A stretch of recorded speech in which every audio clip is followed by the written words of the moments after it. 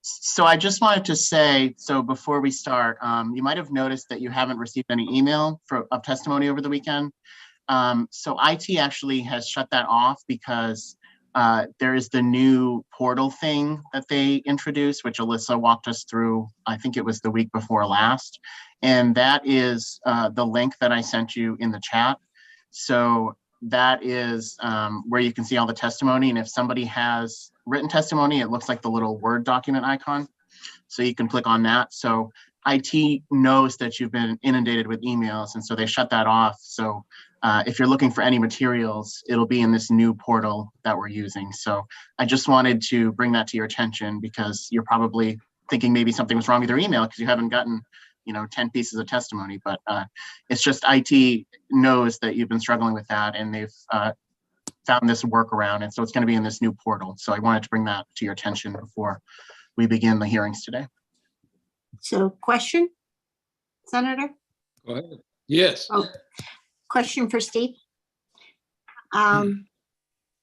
Where I have been going is onto the state website and looking at the testimony on there. Is that still going to be will that be the same as the portal for information? Yes, so the portal is more instantaneous. So if somebody uploads something, it should show up immediately. Whereas I think what you're referring to is kind of near the bill status page. Right. That is more, that's been through the internal review of copyright material, whereas the portal actually has not, is my understanding. So the most up-to-date and all-inclusive would be the portal, but the other option is still there, but just know that if there's copyright material or something, that wouldn't show up there just as usual. So there might be a little bit of discrepancy, but it's not going away. Okay, thank you.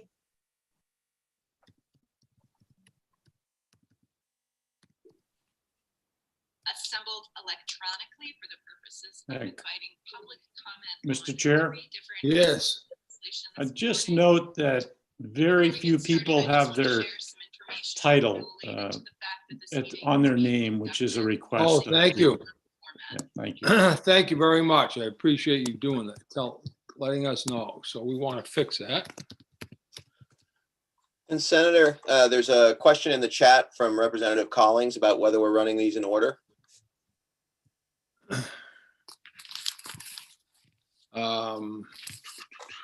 So that'd be Rachel Talbot Ross's bill, Representative and then Representative Collins' bill to Representative Talbot Ross, and then Representative. It's the way that the schedule is right now. Yeah, I got 581, 616, and then 29. Right. Yeah. That's good. If you don't mind answering that, I'm gotcha. Trying to get out of all my other things I was just doing, but anyway. So I don't think my title is showing. How do you do that? You've got it. Oh, my title is showing? Yeah. But okay, see good. That yeah, the little corner where that little blue box is. If you click on that, you can rename yourself. But yours is showing up as Senate. It just says SEN Stacey Guerin. Okay, good. I think Alyssa was helping us out here. But yeah, also if you just click on your name, you'll see a little pull down and it says rename. At least in the version I'm using.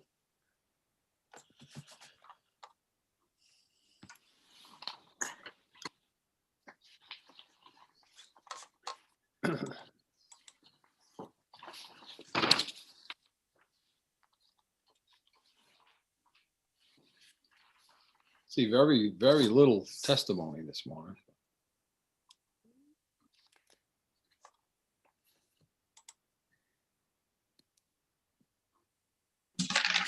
It looks like 8 on the second bill and 2 on the first bill. On my list, I only got 1, Kimberly Moore, but there might be more. Yeah, and then the sponsor, and then we've got on 616, it looks like we've got 8, and the sponsor, so 9. Yeah. Anyway.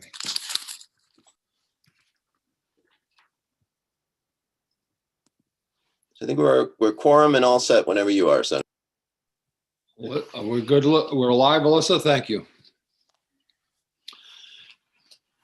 Good morning, folks. Hope you had a great weekend. My name is Joe Rafferty. I am Senate District 34 here and Chair of Labor and Housing. And welcome to Maine's 130th Legislature. We appreciate you joining today and being our guests. And we appreciate you also welcoming us into your home as your guests. And if we can all try to keep that in mind as we listen and get engaged in terms of our hearing this morning.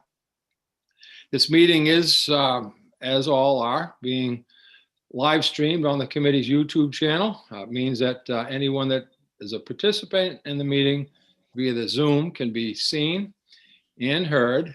So just be careful with your microphone. People on the Zoom meeting waiting to testify can be seen or heard, can't be seen or heard until you're called into the actual meeting, and our clerk, Alyssa Thompson, will do that for you. There'll be a slight transition period, but the meeting will be recorded and available to view on the committee's YouTube channel soon after the conclusion of the meeting today. Before I introduce the committee members, just a reminder that for those of you that will be coming in to testify, we just want to be sure that your name is visible on your screen. And when you introduce yourself, if you would be kind enough to say your name, your place of residency, and your affiliation with any organization or group that you might be representing. The format is still something that while we've been working with, it might be new to you this morning. So, but we will do as much as we can in terms of helping you in any way we can navigate the system. It's been working well so far, but again, just a little bit of patience on everyone's part, and I think we'll be fine. I've introduced myself, and I'm going to ask the committee to do so. My co-chair is Representative Sylvester, and you're up first, please, sir. Thank you, Mr. Chair. My name is Representative Mike Sylvester. I represent District 39, which is the Eastern Peninsula portion of Portland and the Fighting Islands of Casco Bay. And I won't tell you a story today. We'll just throw you in. I've got a good one, but I'll save it for Wednesday. Thank you, sir. Senator Guerin, please. Good morning. I am Senator Stacey Guerin, representing Southern Penobscot County, Senate District 10. And I have mentioned before, upcoming canoe race in Kenduskeag is still on for this year. And I was over in Kenduskeag this weekend and see a little bit of snake of open water coming in there. So spring is almost here. Sounds good. Senator Mearmont, please.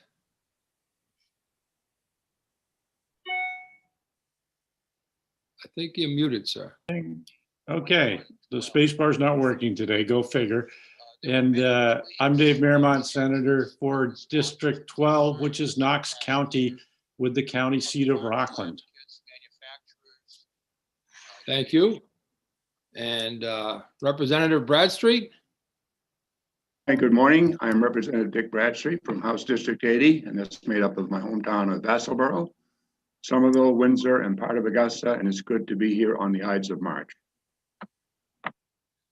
Thank you. Representative Cuddy, please.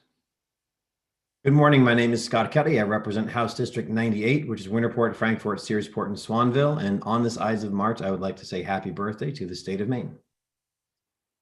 Thank you, sir. Representative Drinkwater. Good morning, Senator. Representative Gary Drinkwater, representing District 121, the fine towns of Elton and Argyle and Hudson and Corinth, my hometown of Milford, which has its own power generating station. So we like to call this the best damn town. Very good. Representative Gear. Thank you, Mr. Chair. Good morning. I'm Tracy Gear, representing House District 9, which is Kennebunkport and the coastal parts of Biddeford and Kennebunk. Thank you. And Representative Morris. Good morning. I'm State Representative Joshua Morris. I represent the towns of Turner, Leeds, and Livermore. Thank you. And Representative Pebworth? Good morning. I'm Sarah Pepworth. I represent House District 133, which includes Blue Hill, Brookland, Brooksville, Castine, Surrey, and Sedgwick. And I'm going to up my game, but not on a Monday morning. Representative Prescott? Hi, I'm Dwayne Prescott, House District 17. That would be Waterboro and part of Lyman. Thank you. Representative Rader? Hi, I'm Representative Amy Rader from House District 125, which is a portion of Bangor. And thank you to Representative Bradstreet for mentioning the Ides of March. I was fortunate enough to play Mark Antony and not the guy who gets killed in Julius Caesar. Very good. I'm sure that's on video somewhere. And Representative Warren? Good morning. I'm Representative Sophia Warren, and I'm representing my hometown here in Scarborough Coastal District 29. Thank you very much. And also with us this morning are our very capable staff members and clerk, Alyssa Thompson, I alluded to earlier. Good morning, Alyssa. And our analyst, Steve Langland. And they'll help to keep things running smoothly for us. So this morning's hearing, we have three bills, LD 581, LD 616, and LD 29, which we have had some conversations relative to. So we're going to start, we'll go in that order, and we'll start this morning, please, with LD 581.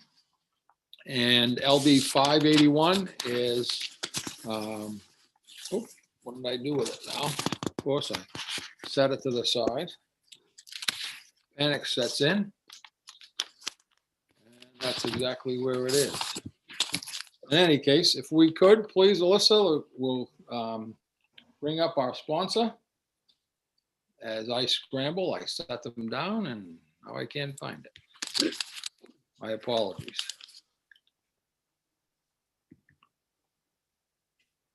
And I think. Good morning. I'm not sure you can hear us yet. Good morning. Thank you. Good morning. Ms. Ross, how are you? I'm doing wonderful for a Monday morning, and I appreciate the opportunity to have learned so much more about each of you and some of your towns. This is a great start to a great week. Well, thank you. We're going to give you the floor, please. I appreciate that. Good morning again. Senator Rafferty, Representative Sylvester, and distinguished members of the Labor and Housing Committee. My name is Rachel Talbot Ross. I represent House District 40, which comprises the Portland neighborhoods of Parkside, Bayside, East Bayside, Oakdale, and the University of Southern Maine campus. I want to thank you all for the opportunity to come before you to present LD 581, a resolve to expedite the processing of applications for certification under the Federal Work Opportunity Tax Credit. The Work Opportunity Tax Credit, or WOTC, is a federal tax credit available to employers for hiring employees who belong to specific groups which have faced widespread barriers to employment. These groups include qualified military veterans, formerly incarcerated individuals, those facing long-term unemployment, and people who receive certain forms of public assistance such as TANF and SNAP. To receive the benefits, employers must obtain certification from their state workforce agency, which here in Maine, as you all know, is the Department of Labor. This past year has been hard for Maine workers and small businesses. COVID-19 has presented a unique challenge to Maine's economy that will take the effort of all of us to help recover. The pandemic has also had a profound effect on Maine's workforce, with Maine's official unemployment rate in December 2020 being 4.9%. The real rate of unemployment, accounting for those who have dropped out of the workforce, is likely higher than 10%. As members of this committee know, even before the pandemic, Maine has struggled to meet workforce needs. The problem is only expected to worsen over the coming years. So beyond the importance of economic security to individuals and their families, it is imperative to our economy that we encourage workforce participation by those who have historically faced barriers that have kept them from achieving long-term stable employment. The WOTC could be a crucial tool to help small businesses grow and to increase the diversity of Maine's workforce by giving marginalized individuals employment opportunities. But here in Maine, businesses applying to receive their tax credit face an enormous backlog. What was 26,000 applications in a backlog is now more than, this was last year, is now more than 34,000 pending applications as of February 2021. I will say that I absolutely appreciate that the department has taken steps to address the issues that have led to the backlog, which I believe they will speak to in more detail today. However, despite the improvements the department has made, the number of pending applications continues to grow. 34,000 pending applications, which means we're leaving quite a bit of money on the table. It means we're missing out on an opportunity to improve lives and strengthen our workforce. It means we're leaving money on the table. Nationally, employers received roughly $3.8 billion from WOTC in 2020. These are federal funds that should be returned to Maine businesses and our state economy. Instead, our businesses are missing out on their share of these funds because of the backlog in processing applications. To resolve the backlog, this measure directs the department to establish a new position within the Bureau of Employment Services to expedite the certification process. It also requires the department to report back to this committee with an update by February 1st, 2022. While this position is not currently included in the budget proposal, budgets, as you know, are our moral documents that speak to our priorities.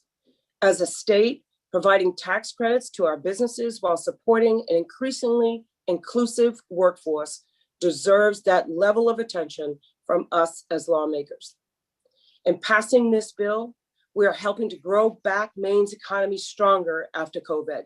We are helping disadvantaged Mainers, from disabled veterans to individuals relying on TANF and SNAP, to get jobs. We are helping to support Maine's small businesses in these very difficult times. It is for these reasons that I strongly encourage the esteemed members of this committee to vote ought to pass on LD 581. And I appreciate your consideration. I'm happy to answer any questions you may have. As I said, I believe the department will be testifying this morning for any specific details about the process related to WOTC. Thank you again. Thank you. We do have some questions. I had Representative Pebworth, followed by Representative Sylvester, and then Representative Gear. Good morning, Representative Talbot Ross. It is always a pleasure to see you. My question, and wave me off if you need to, we're looking to establish a new permanent position, and I can understand this huge number of backlog case applications. And can you tell me that number again? 34,000. But I'm curious. 34,000. Thank you. I'm curious if we couldn't make it more efficient so that this isn't a permanent position, it's a temporary position to take care of the backlog, to bring in efficiencies, and then go forward with the staffing that we have. So I appreciate the question, Representative Pebworth. We had this question last session when I introduced this bill, and unfortunately it died because of our early adjournment. The problem with a temporary position is we never catch up. There's so many applications coming in every month, about 1,000, that we are not catching up. Even with the new software that that's made it a much more efficient process, we're not catching up. And so we absolutely need a full-time dedicated position that just looks out for WOTC applications and encourages more applications to come in. I mean, even if we were to catch up from the backlog, I mean, there is the incentive for folks, for our small businesses to apply for this and incentivize hiring from these categories. So the temporary position probably won't work, but I do appreciate the question. Mr. Chair, could I have one follow-up question, please? Yes. Thank you. And I'm all about return on investment. So can you tell us again what amount of federal money we're looking to bring into the state? So thank you again, Representative. The department can be more specific about the dollar amount. I tried to find the dollar amount in a number of different areas. What I do know from last session's bill is it was about $15 million that we were not able to return to our businesses and the economy because of the backlog. Thank you very much. I have next up Representative Sylvester, then Representative Gear, and Senator Guerin. Thank you, Mr. Chair. Welcome, Assistant Majority Leader. I appreciate you bringing this bill forward. You and I have been watching this for a couple of three cycles now, trying to solve this problem. And I just wanted to clarify. So these are positions that employers have hired people.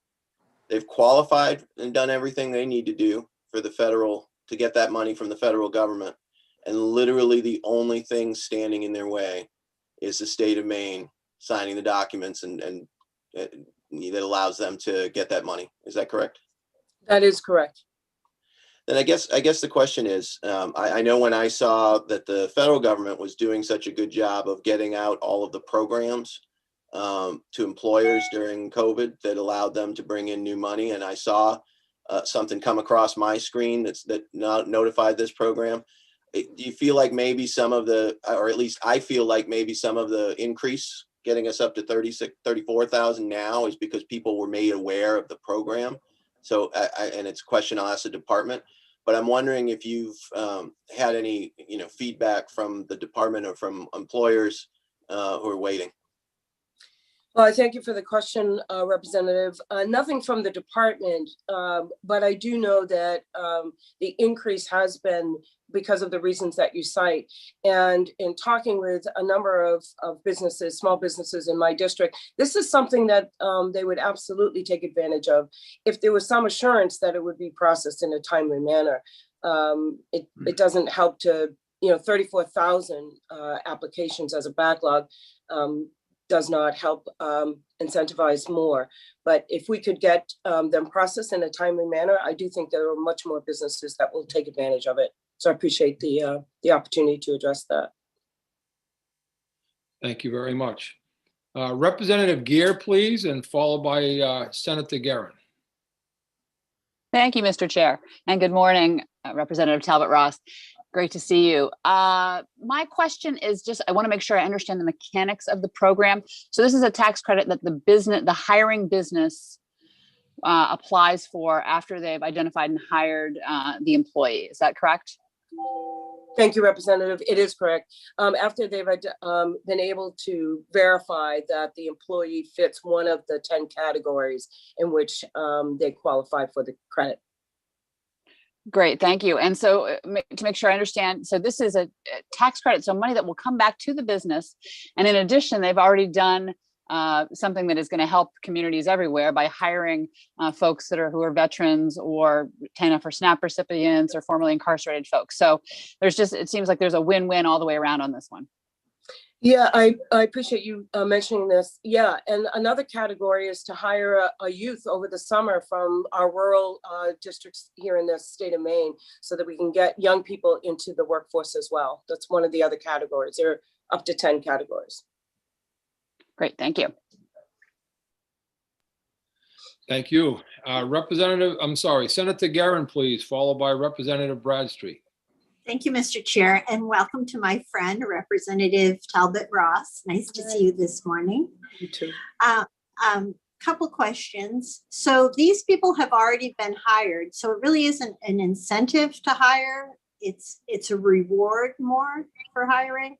And how long do the tax credits go on? So it is an incentive to hire folks from these 10 categories. what folks are doing is it's not after the effect. They're using it as a recruitment and retention and tool for hiring. So it is a both and, not an either or, Senator. And an employer can, there's no limit to the number of applications an employer can submit, and they can submit them every year. So every year you can claim this credit by hiring people from one of these categories. And once you've hired them, until they don't work for you anymore, you get the tax credit. Is that correct? That is correct, but I believe the department can probably give you more specificity on that. And that's my understanding.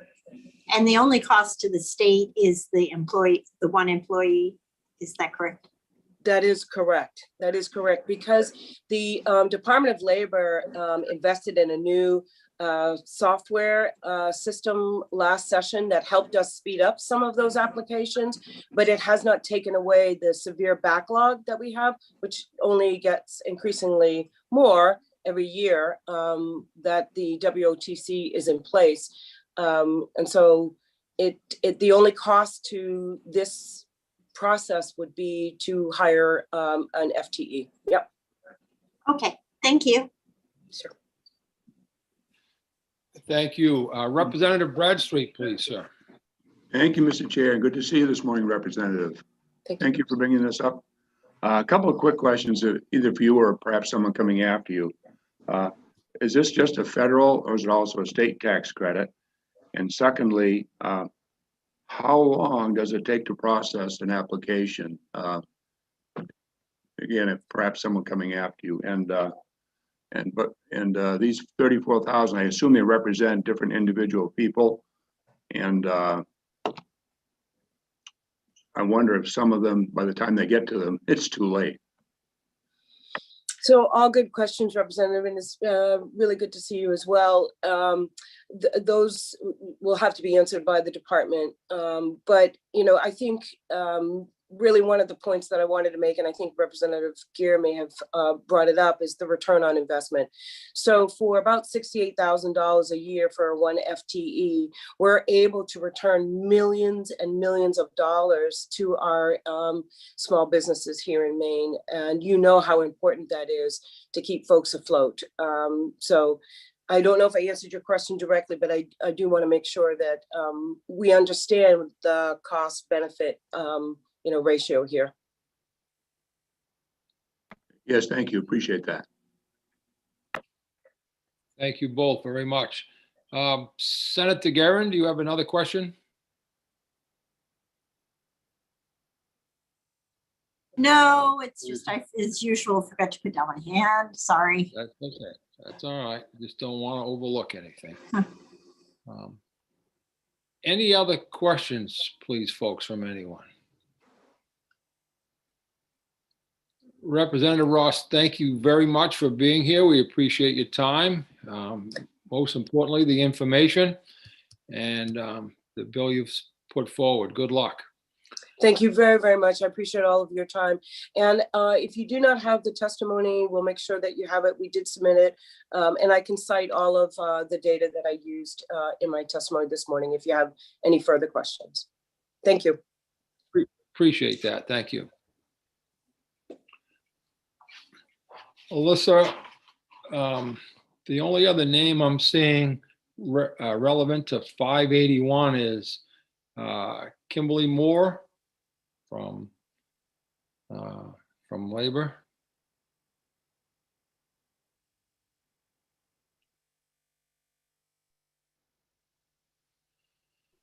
Good morning.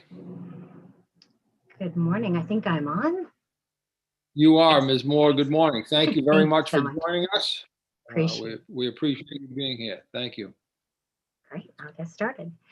Senator Rafferty, Representative Sylvester, members of the Joint Standing Committee on Labor and Housing. My name is Kim Moore, and I'm the Bureau Director for Employment Services at the Maine Department of Labor for the department. On behalf of the department, I'm offering this testimony neither for nor against LD 581, resolved to expedite the processing of applications for certification under the Federal Work Opportunity Tax Credit.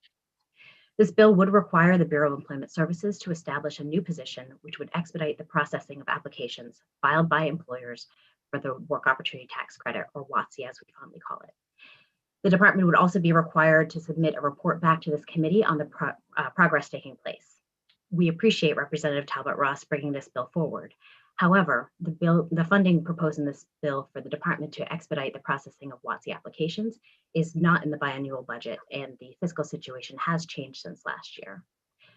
With a future made unpredictable due to the ongoing pandemic, the state must propose balanced budgets as required by the Constitution.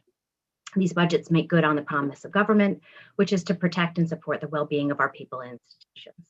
At a time when we are facing curtailments, we could not ask for new positions funded by the general fund, but we are supportive of the intent of this legislation. And the department is currently pursuing additional WOTC funding through the U.S. Department of Labor. The WOTC program provides tax credits to employers who hire individuals that typically face serious barriers to finding employment. Some of these individuals include qualified veterans, justice-involved individuals, SNAP or food supplement program recipients, and vocational rehabilitation referrals. This program has done an incredible job of breaking down potential barriers for populations that have a difficult time finding work. The WOTC program incentivizes hiring of populations who often watch from the sidelines while their neighbors thrive in the workforce, and it encourages a more diverse and inclusive workforce. In 2015, the program was not reauthorized. Despite this, the department was still required to accept applications without having the ability to process them. The number of applications received each month may vary depending on the number of new hires in season, and normally this averages about 1,000 applications a month. And of course, this does spike during the spring, pre-Christmas periods, and drops off between January and March. One of the key issues that we face as a department is a declining amount of federal funding from appropriations. In 2017 and 2018, Maine received approximately $90,000 a year to be used on the WOTC program. In 2019, our allocation for WOTC processing decreased to $80,000 and has continued decreasing. Last year's allocation was $76,000. To help address the backlog, about $41,000 right now, the department purchased CertLink WOTC management system, which helps with the automated processing of applications. CertLink checks for errors and omissions and will not allow submission if there's a problem. This is now in use and will be a time saver, as we will not need to enter the data of applications, and some of the errors will be eliminated. To further help speed the process, the Bureau partnered with our colleagues at LBHS. Previously, any applications that stated the applicant was a recipient of some type of LBHS program had to be looked up in the Automated Current Employment Statistics, or ACES system, which took about 20 minutes for each application. Through an agreement and a memorandum of understanding with LBHS, we are now receiving this information on a spreadsheet based on the applicant data we submit, which has been a significant time saver. We're also working closely with the Center for Workforce Research and Information and the Bureau of Unemployment Compensation. And CWRI has provided us with the necessary UI data needed to properly evaluate applications. Even with these actions, the backlog of WOTC applications is still growing. WOTC-funded staff are working diligently on the tasks required to process applications, a laborious multi-step process, checking previous employment, gathering and confirming information from a multitude of partners to support documentation, confirmations, reconfirmations, a 10% audit sample, all take significant staff time to accomplish, regardless of whether the application is certified or denied. With a 50% WOTC certification rate, half of the time invested is not considered in the federal funding formula. WOTC's allocation of $76,000 in FY20 is grossly inadequate to process the 13,000 applicants that come in yearly, and nearly half of the allocation is spent on the CertLink system. On February 8th of this year, the department was notified that the Employment and Training Administration will again distribute backlog funds to states with the most critical needs to alleviate their backlogs. Maine immediately responded that we are interested in being considered for possible additional funding, and we do hope to be selected. We unfortunately were not selected for the supplemental funding last year. Thank you so much for your time and consideration of my testimony, and I'm happy to answer any questions you may have. And of course, I'll be available for the work session. Thank you. I do see some hands go up. Representative Drinkwater, followed by Representative Sylvester, please. Thank you, Ms. Morse. Always appreciate the department coming forward. For somebody that's not familiar with the program, can you walk me through the program? An employer fills out the application, the department looks it over, and I would like to know some data on this. How long does it average take to get back with an answer? And what does it do for the employee? I know years ago we hired an employee and the department actually offset some of the labor costs for that employee. So could you just educate me on the program? Sure, I can do my best. And of course, I'm happy to answer any kind of detail in the work session. But as I said before, it is a multi-step application process. And there are, as Representative Talbot-Ross mentioned, there are 10 categories that folks can fall into. So the process does differ across the different categories. Some of them, as I referenced, require looking up UI wage data, also from LBHS. Some of it requires partnership to understand when and how individuals might have received benefits during the time period that's being analyzed. It's a rather intense process, but in terms of the actual process that you must follow, first you must determine that the individual was eligible, was from one of the eligible categories during the time that's being analyzed. The employer, of course, has to submit the appropriate paperwork without any kind of errors and has to get into the system. They have to check and double check.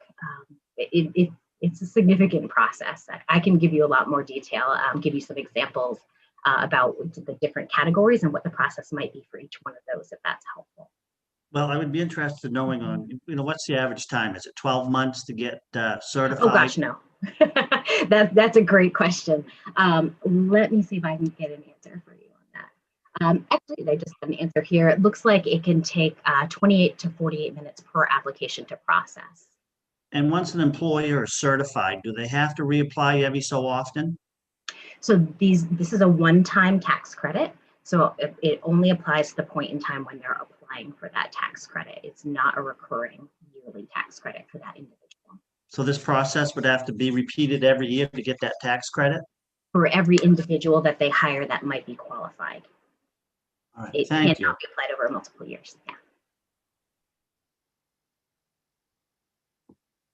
Thank you. Representative Sylvester, followed by Representative Bradstreet, please. Thank you, Mr. Chair. Welcome, Ms. Moore. How are you today? Doing well. How are you? I'm very good, thank you. So, I think just to clarify on Representative Drinkwater's question, I think he was asking if I, as an employer, put my application in, how long until we get to that 24 minutes to process it? Not necessarily. So if you could include that, but either now or for the work session. But my question is, how many folks do we currently have working on this task? How are they currently funded, and where in the budget would we find them? Out of what department are they working in the budget? So they would be in the Bureau of Employment Services. I believe I have 2 part-time staff that are working this right now. And as I mentioned in the testimony, about half of the $76,000 that we get from the Department of Labor right now is going towards CERTWIN. So we do absorb a significant amount of these costs within our other programs and services. Quick follow-up, Mr. Chair. Yes, sir. Sorry. Oh, that's okay. This is my, since the 128th, this is my 8th budget, I think, including supplementals, where this position has not been added. It's been tried to be added a couple different times, but it's never come forward from an administration that I've seen to fill this year. And and if we're looking at an additional 12,000 being added every year, and we're growing the program. So as Representative Drinkwater said, each of the employees that successfully gets through will need to successfully get through again next year. I guess my question is, if you could talk a little bit about what the discussions have been about staffing. I know that we're in a different position, and also just if you could tell us a little bit about the 2015 not being reauthorized. Was that at the state or federal level, just to kind of fill everybody in on that history? Sure. Thank you. I'll start with that. Thank you, Representative. 2015, that was at the federal level, that it was not approved for funding. I failed to answer your question around how long do employers wait for this tax credit. The honest answer is that we do have applications that might be still pending from 2018 to 2019. The good news of that is that it is a business tax credit that once it's granted can roll forward. Employers can choose to apply it to any year for about 20 years, or they can choose to have it reflect back for one past year. And then discussions about staffing.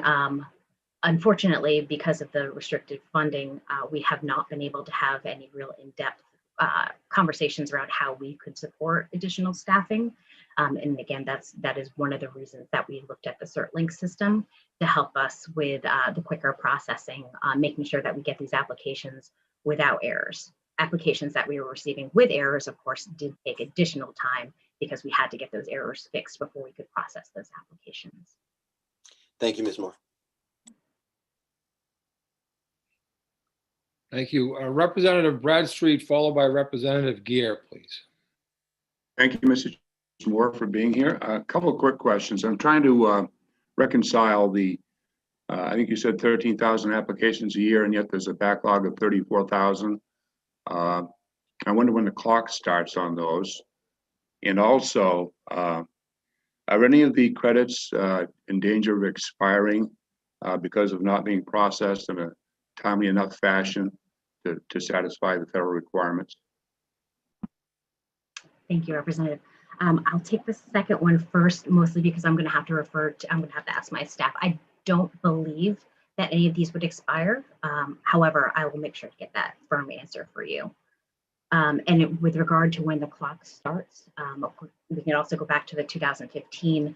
That created a natural backlog because it didn't stop the clock on receiving WOTC applications, but it did not allow us to process anything. So that's a great source for the beginning of our backlog, but our ability to keep up from there, it's been rolling since then. But I'd say the clock probably started right around that 2015 time.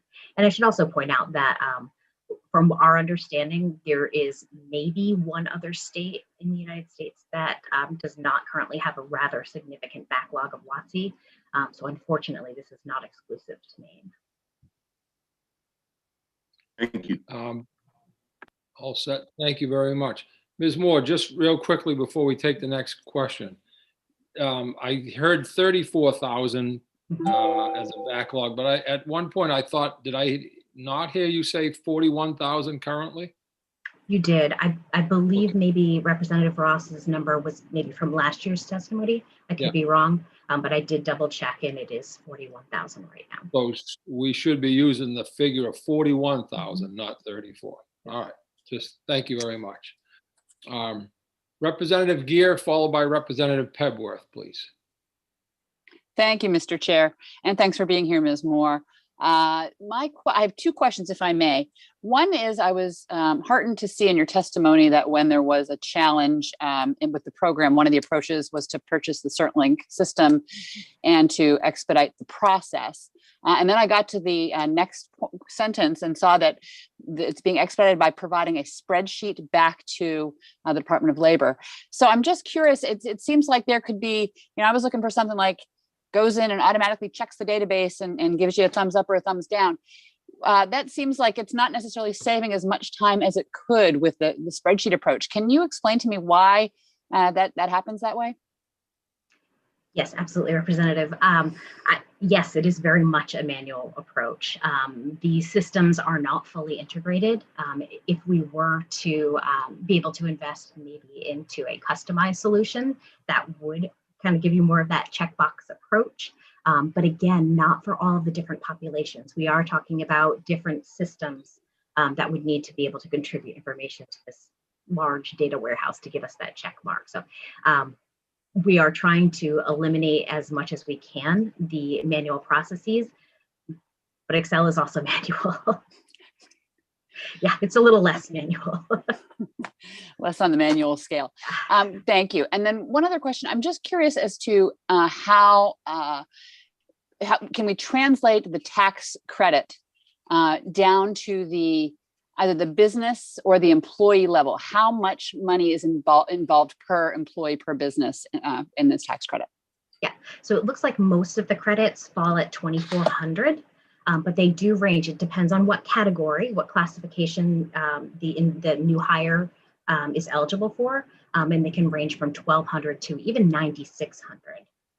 In that higher bracket, closer to the $9,600, that one actually can spread out between 2 years. So a business can receive the tax credit half in 1 year, half in the next year. Great, thank you.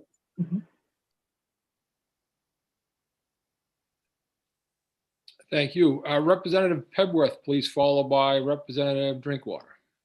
Thank you, Mr. Chair. Thank you, Ms. Moore, for being here. I would like to get a better picture on the type of business who is applying for this. And a decade ago, I owned a small inn and would hire staffing both seasonal and year round. And am I a typical business who might apply for this? Or are we looking at quite large businesses here in Maine? In part to get at the idea, is the employer using this tax credit to increase the time I get to spend in Cancun on vacation, or am I reinvesting in the community and using it to invest in my business? Like, how valuable are these dollars to the state of Maine? Absolutely. Thank you for the question, Representative. So with regard to the type of business, it can vary. We take a lot of pride within the Bureau of Employment Services. We talk to businesses, large, medium, small, about this potential tax credit, because it is, as Representative Ross said, or Talbot Ross said, this is an incredibly valuable. It's incredibly valuable to our community in making sure that we are supporting a diverse workforce and helping to support the hiring of these marginalized populations. There are a large number of applications that might come from WOTC consultants. So there are consultancy firms that will help businesses to identify individuals who might be qualified for these tax credits, and then they submit them through our portal. With regard to what the breakdown would be between small, medium, and large employers, I don't have that off the top of my head, but I'm happy to look at that for the work session if it's helpful.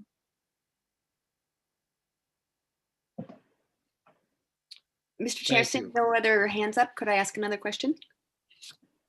Yes. Thank you. In your testimony, you said the department is currently pursuing additional WOTC funding through the U.S. Department of Labor.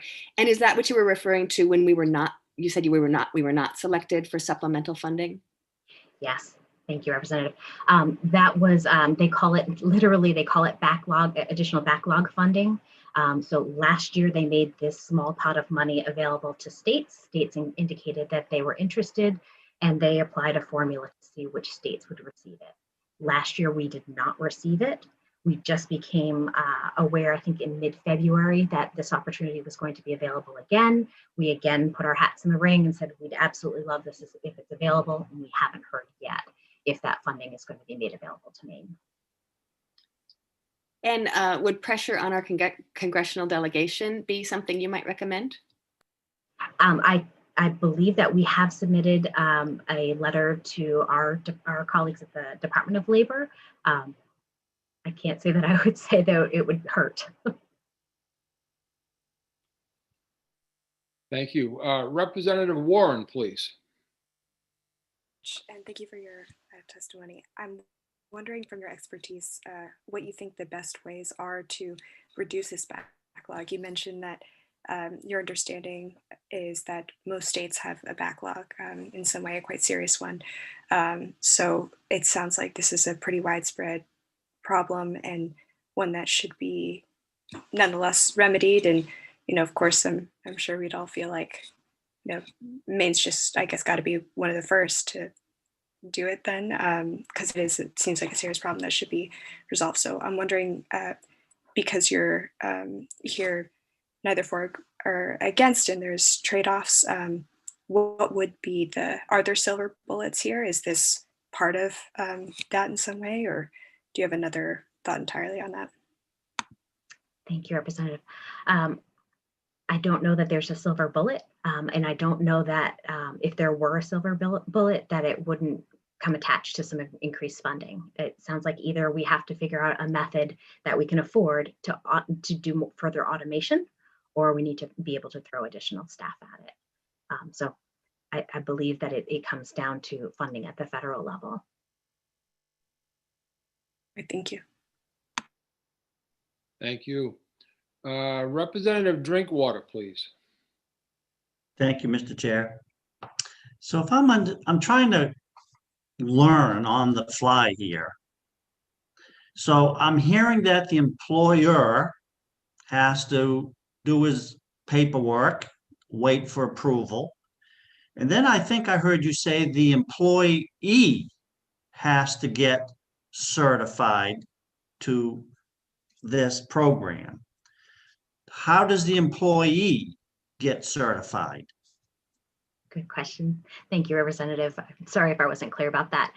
The employee blissfully does not have to participate in this process. When I say the employee needs to be qualified, that's mostly on us in checking within the systems that we have available to make sure that the employee would be eligible for this credit. So what is the employee, what do you do for background check on the employee? Again, yep, go ahead. Because it's a two-step process, is what I'm hearing, which could add to the backlog. That you have to certify the employer that they can apply for tax credits, and then you got to qualify the employee. Yep. So walk me through that step of the employee. Absolutely. So if we were talking, let's say if we're an eligible veteran hire, maybe a veteran with a disability, then it would be double checking, making sure that the individual qualifies as a veteran with a disability under the certain category. There are a lot of restrictions, of course, under the certain qualifications that are required. If it were, and this is hypothetical, if it were that they had to be service connected during the Vietnam era, then we would have to be able to check their service records with the VA in order to make sure that they qualify for those specific tax credits. So that's kind of the minutia that it could get down to. But again, we have to check to make sure that the individual, if they were an individual who were receiving long-term unemployed, we would have to check UI data, wage data. If it were an individual who were receiving benefits for a certain period of time during the time of hire, and again, we would have to check with DHS for that one. So what I'm hearing is if it comes down to asking for information from the federal government, that takes time. Federal or local, yes. All right. Thank you very much. Thank you. Any other questions, please, of Ms. Moore?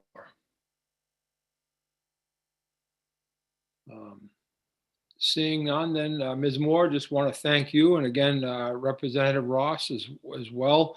We thank you both for being here and helping us out, and look forward to most likely seeing you again at our work session. In the meantime, please have a great day. Thank you very much. Thank you. You're very welcome. Folks, I'm going to call the hearing on LD 581 to a close, and we will transition to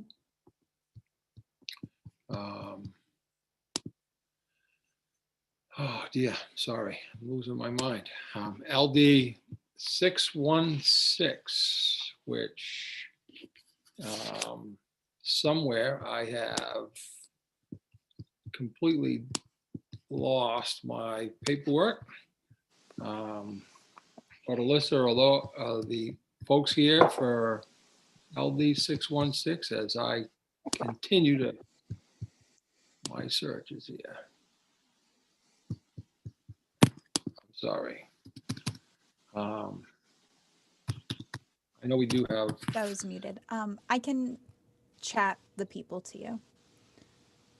Okay, Yeah, I we do have know that I have my paperwork. It's just and I do have my folks stepping up, but I guess I just missed what I didn't write down. I think that if I remember right, the sponsor is Representative Collins. Yes. Thank you very much.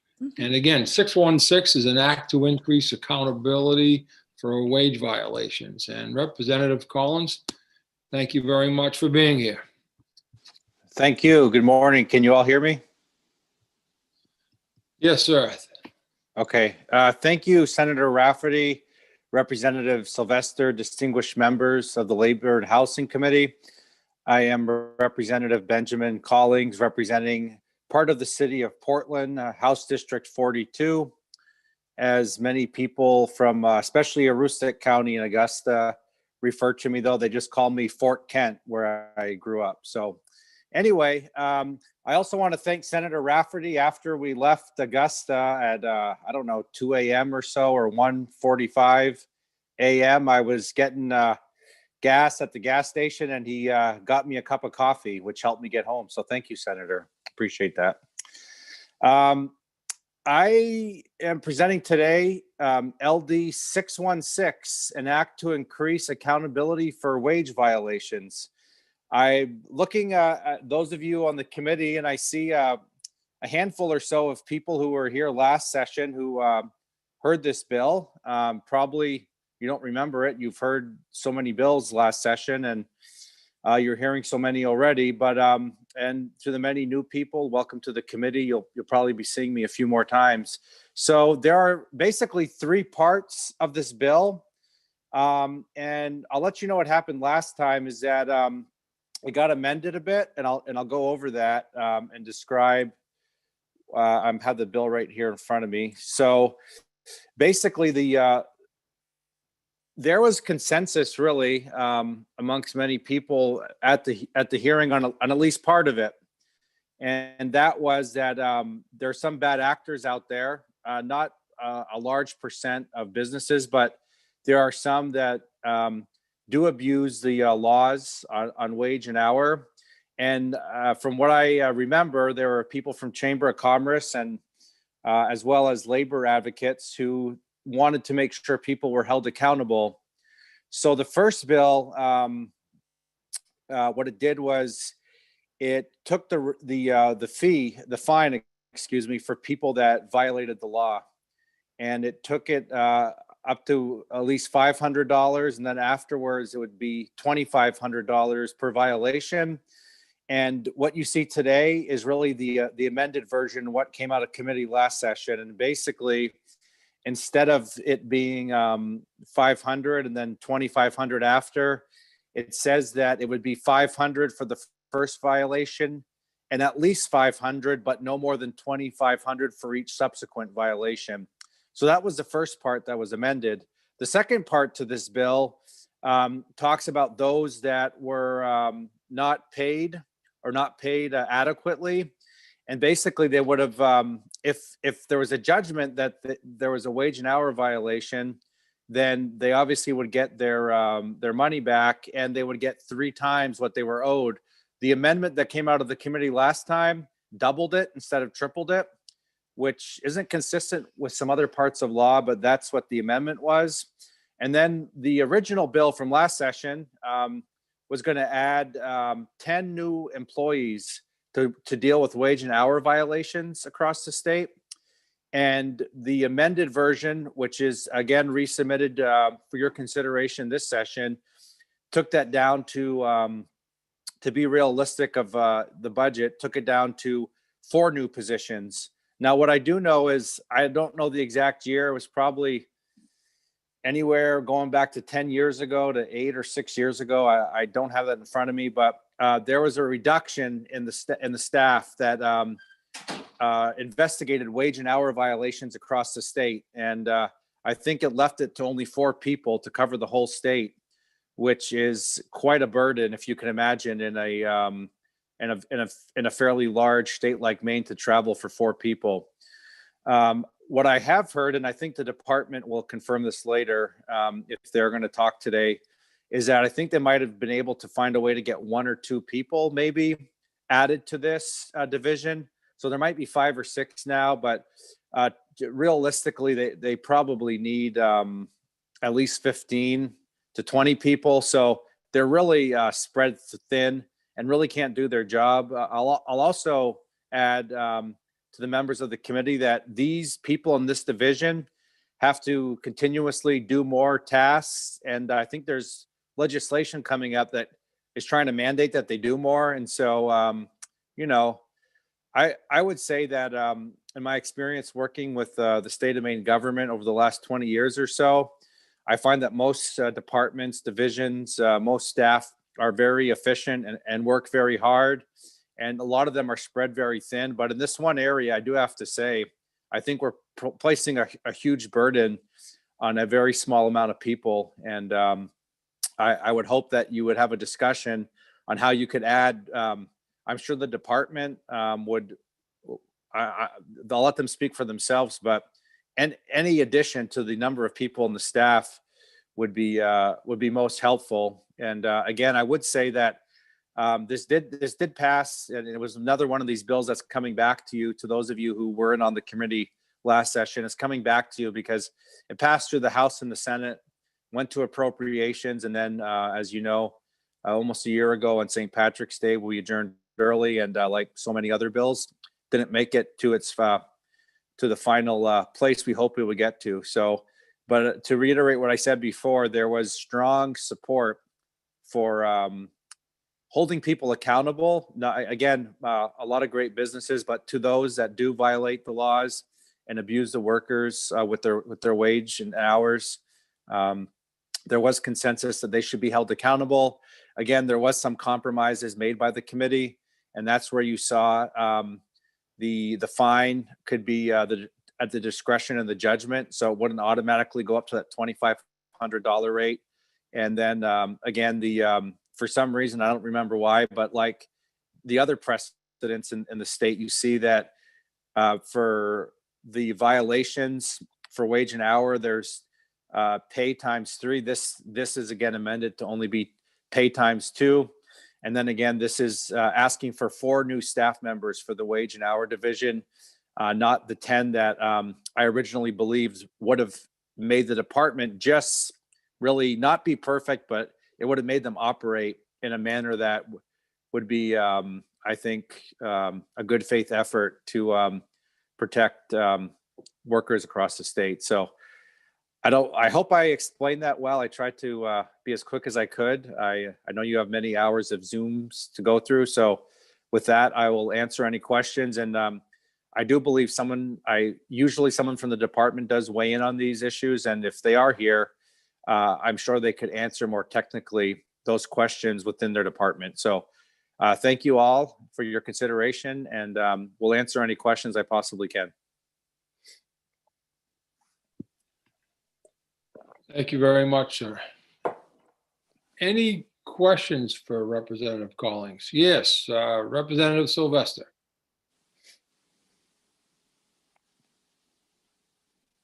I think you're muted, sir. Yes, I am indeed. Representative Collings, thank you for bringing this bill forward again.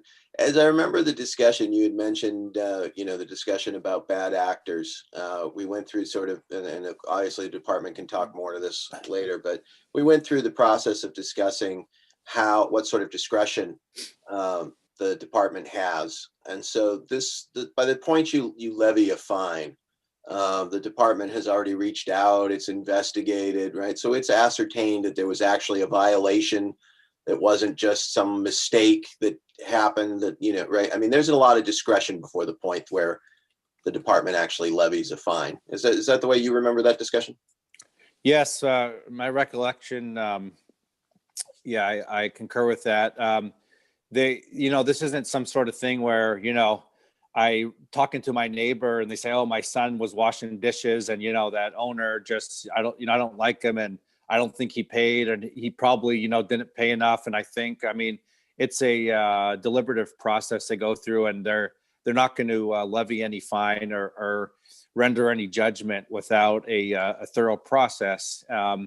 So I think that's why even some business advocates said, when it gets to that point, it's something that's real, and they think that there should be accountability, because ultimately they don't want people like that giving the business community a bad name. And that's what I recall from the bit of memory I have left over the last couple of years. I do recall that conversation, but also it just it goes further to the point that it's a solid amount of work and travel the limited staff have to do to look into these matters, and for them to get to a fair to get all the facts and whatnot, it's a bit of work. And so for a few people to do that, I mean, we're we're asking an awful lot of people, which isn't just not realistic. And I don't think it's fair to the current staff that to have to have so much of a burden for so, you know, I know they do a great job, but you know, it's quite a lot to go across this rural state, and with just you know, a handful of people or less. So Thank you. Yeah, they are hard work, and I appreciate you speaking up for them with this bill. Thank you. Thank you. Representative Bradstreet, please. Thank you, Mr. Chair, and thank you, Representative, for being here. This is probably not your bailiwick, but maybe somebody coming behind can answer this.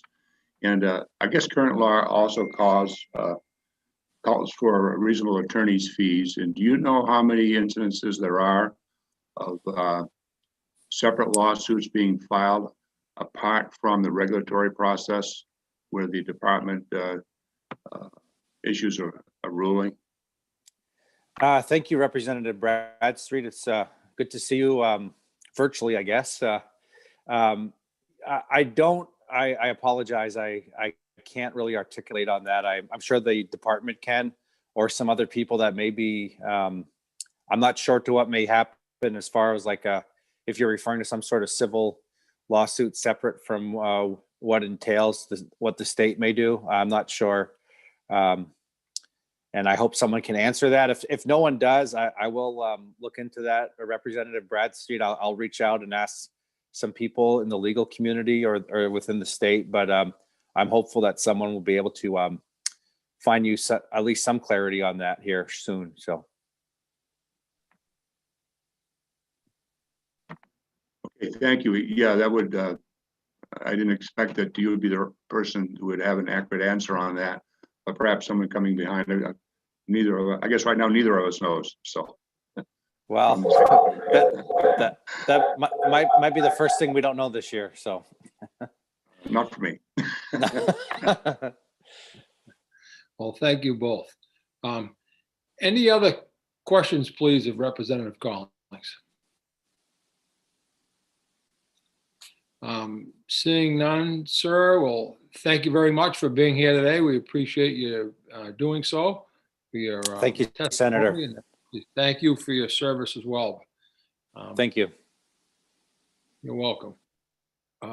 We do have some folks coming in, and I believe if I have them, the order I have them in is Andrew Mason, is it? Yes, it looks like it.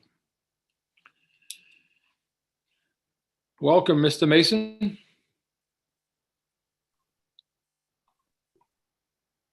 Hello. Good morning, sir. Thank you very much for being here with us today. Thank you for having me. Absolutely. We're going to give you the floor, sir. Excellent. Well, I'm a little happy with this pandemic in that as a previous member of the Labor Committee, I do not have to share any of the chocolate that I have at home with the committee, but you will know that it will go to good use. Thank you. Good morning, Senator Rafferty, Representative Sylvester, and other members of the Labor and Housing Committee. My name is Andrew Mason, and I am here on behalf of the Maine Education Association to testify in support of LD 616. It should not be a controversial position for the legislature to reaffirm the importance of employers paying their employees fully and correctly for all the hours the employees work and for the wages they are due. Many low-wage hourly workers depend upon and accept the employer's calculations without question. Most employers do the right thing and follow the law. However, it should also not be a controversial statement that some supervisors, managers, or employers try to skirt the various wage laws, sometimes merely because they think they can. This bill proposes strengthening the enforcement provisions already existing in law by increasing fines and the ability of the state to provide oversight and enforcement of the wage laws. It should be noted that the changes this bill makes by increasing fines and remedies available to the employee will still not snag an unsuspecting employer who makes a mistake or error in calculations with no ill intent, because current law already provides protections to such employers by not allowing an employee to pursue an enforcement action except after a notice of a dispute concerning wages is given to the employer. is noted in 26 MRS section 626A, which states remedies for unpaid wages do not become available to the employee except as follow. If the wages are due without a bona fide dispute, remedies are available to the employee 8 days after the due date. If there is a bona fide dispute, remedies become available 8 days after demand when the wages are in fact due and remain unpaid. Thank you for your time, and I'm happy to try to answer any questions. Thank you, sir. Do have a hand up from Representative Bradstreet, please. Thank you, Mr. Chair. Thank you, Mr. Mason, for being here. So you represent the Maine Education Association. So the employer of most of your members are public entities. Is that true? And if so, are they subject? Would they be subject to the fines that the bill calls for? Yes, that's right. And I don't see an exception to them being subject to the fines and the remedies. Most of the cases that I've had in my time representing the MEA, it's usually when there's a dispute between the employee and the employer as to the wages, and it gets worked out. It's not what may be done in instances where the employer is actually a bad actor. Here, we're not alleging that the school districts are, but we need these enforcement actions in the remedies that were in there. And I think the Representative Collins noted increasing the fine in one subsection to double, whereas in many instances it's triple wages, because a lot of these times the amount at issue isn't high, and if there's not some point of leverage that the employee has against the employer to get them to try to remedy the situation or take it seriously, there's no real point that they're worried about fixing the violations. Even these fines of $500 to $2,500, it's great to have it increased, but we also need, like the bill proposes, more enforcement action. It's one of those instances where we need oversight as much as anything else, and the remedies available. I think you mentioned attorney fees and how many cases there are. I don't know how many cases there are, because I'd be surprised if that's anything the state can track. But usually those instances are where there's many employees getting shortchanged by an employer, and you need the mass of employees with the threat of 2 to 3 times a penalty in order for the employer to take it seriously and do the right thing going forward, which is what we want, what we all want done. Thank you, sir. We do have a question from Representative Drinkwater, please. Thank you, Mr. Chair. And Attorney Mason, thank you. I find it interesting that the MEA is weighing in on this subject. Obviously, most schools and universities that you have represented are not, as you said, bad actors. Does the MEA have any cases that you know of that they've had to go through this? And my second follow-up question is, being an attorney, wouldn't we be better off to incentivize the employee to go to an attorney to find a remedy for the employer not paying them? I'm not sure I understand that last question. The incentive is the double or triple remedies for the attorney to represent the employee. Otherwise, an attorney would not likely take a case, and having the attorney fees, the reasonable attorney fees, again, which the definition of reasonable comes down to a submission generally to the judge who makes that determination. So the attorney itself doesn't make the determination of what's reasonable.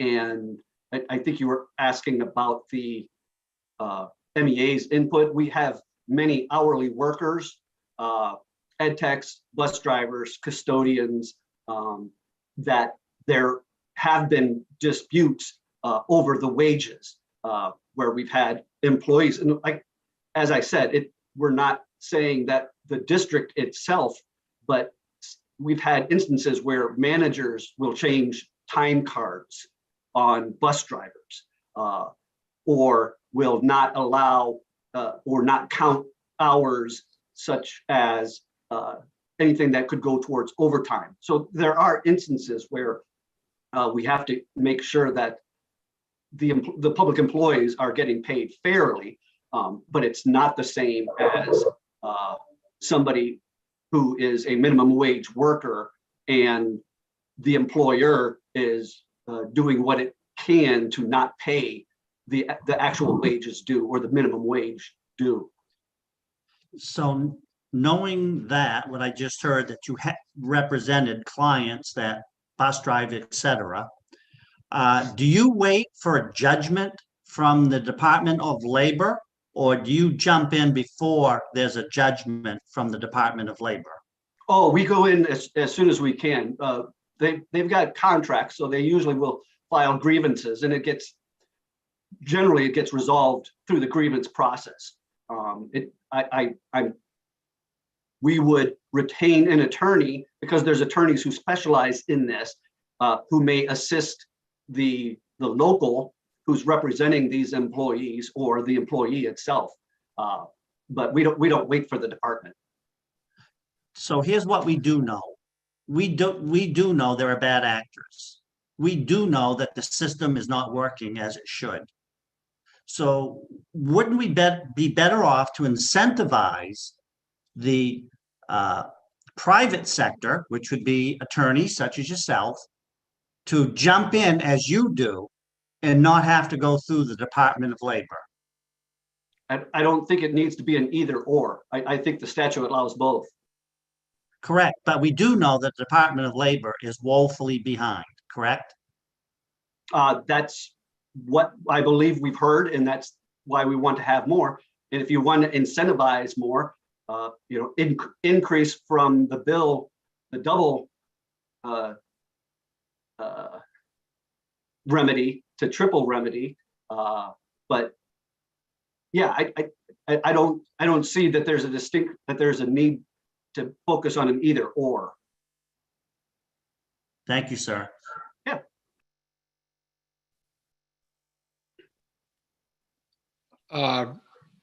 Sorry, Representative Prescott, please, sir. Well, thank you. This part you mentioned about, time cards and our maybe not paying hours that people were there. There's a lot of truth to that. My question is, though, when it comes to the public sector and there's a problem, basically we're finding ourselves because that's tax dollar funded. And what is in place to reprimand the actual employee that did it, and especially if they were directed by somebody in the hierarchy to cut back on hours any way they had to?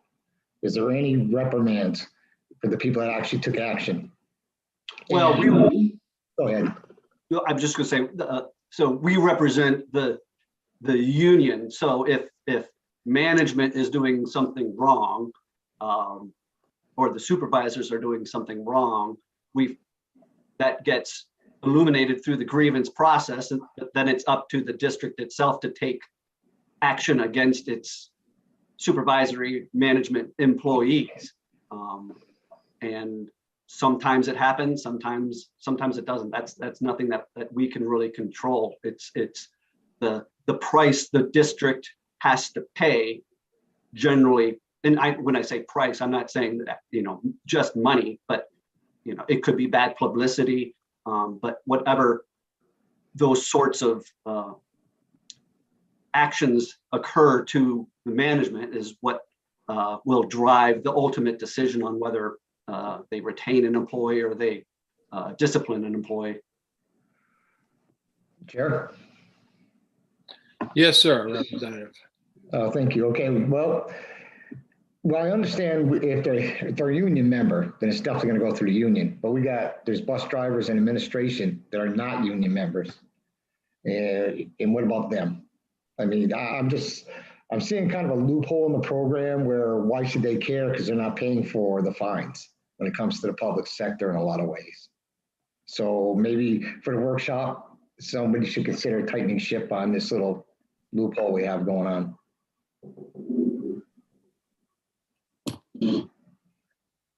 I guess that wasn't a question. More of a statement. Thank you. Thank you. Any other questions, please, of Mr. Mason? Sir, again, thank you very much for your testimony. We appreciate you being here and may call on you at our work session. So hope that you're available. Thank you. Yes.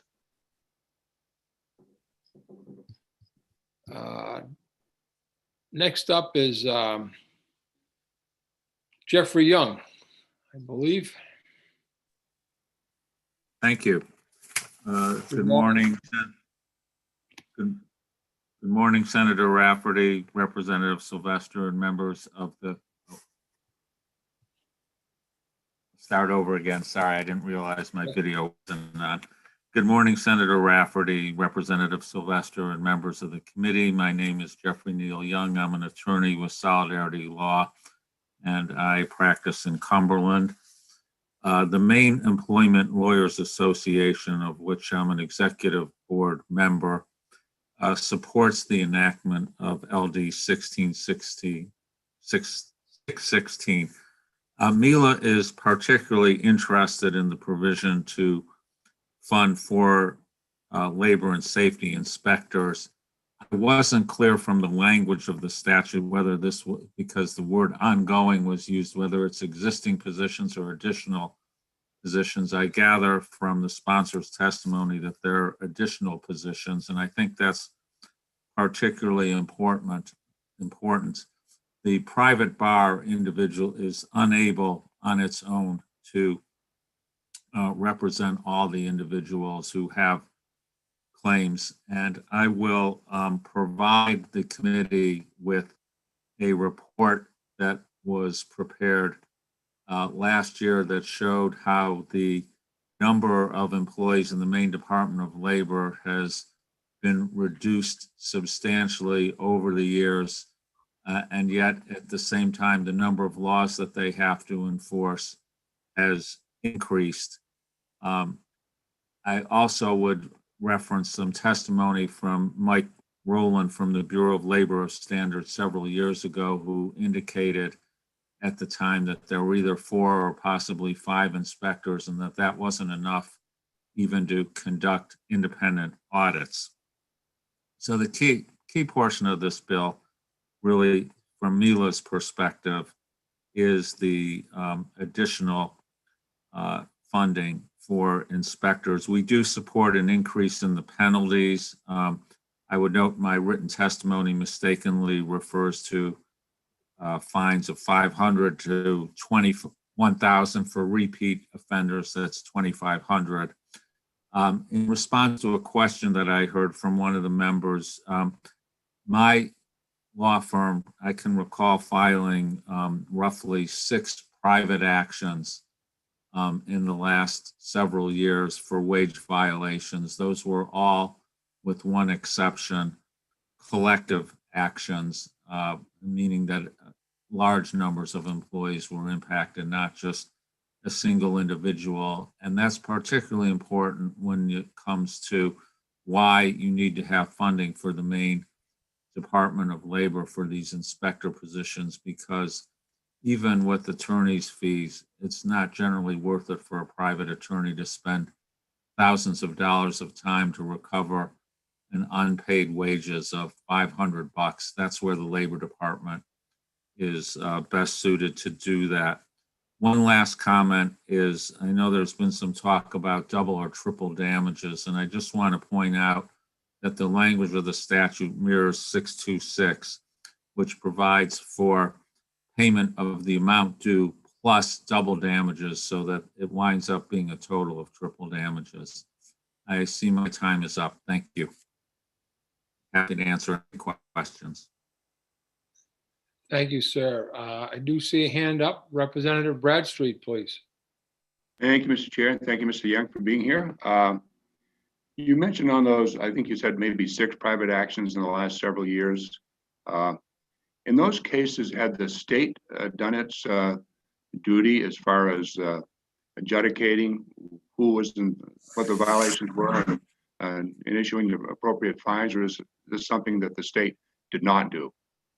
I can remember of those 6, and thank you for the question, Representative Bradstreet. Good to see you. I can remember specifically one action that was brought after the state told the employer that the employer was in violation of Maine law because it wasn't paying for a rest break time, which is typically 10 minutes or less and is required to be paid. And the employer's response to that was that, oh, that only is true under federal law, not under state law. And I don't recall specifically whether the state DOL tried to resolve that or whether the employer just kind of blew them off for the reasons I just indicated. The other actions, I don't know for certain whether there was an attempt first to resolve them through the Maine Department of Labor. And as I indicated, my experience has been that typically I try to refer single individuals to the Maine Department of Labor because it's just not economically feasible for me to spend thousands of dollars of time for a small claim. The actions that I'm referring to were all instances where you had 50 to 100 to more employees who were not being paid appropriately. I hope that answers your question, Representative. Yes, and at least partly. You're one particular firm, but I just don't know how much the case is statewide. That's all. Thank you. Representative Prescott, please. Well, thank you. What was that statute again that you referred to that it's already in place that you get paid back plus double? 626, 26 MRSA 626, Representative. Thank you very much. That's what happens. That statute references pay at the end of cessation of employment if you haven't been paid.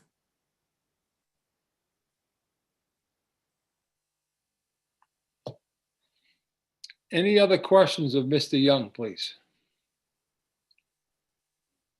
Again, sir, thank you very much for being here today. We appreciate your testimony and expertise. You have a great afternoon. Thank you.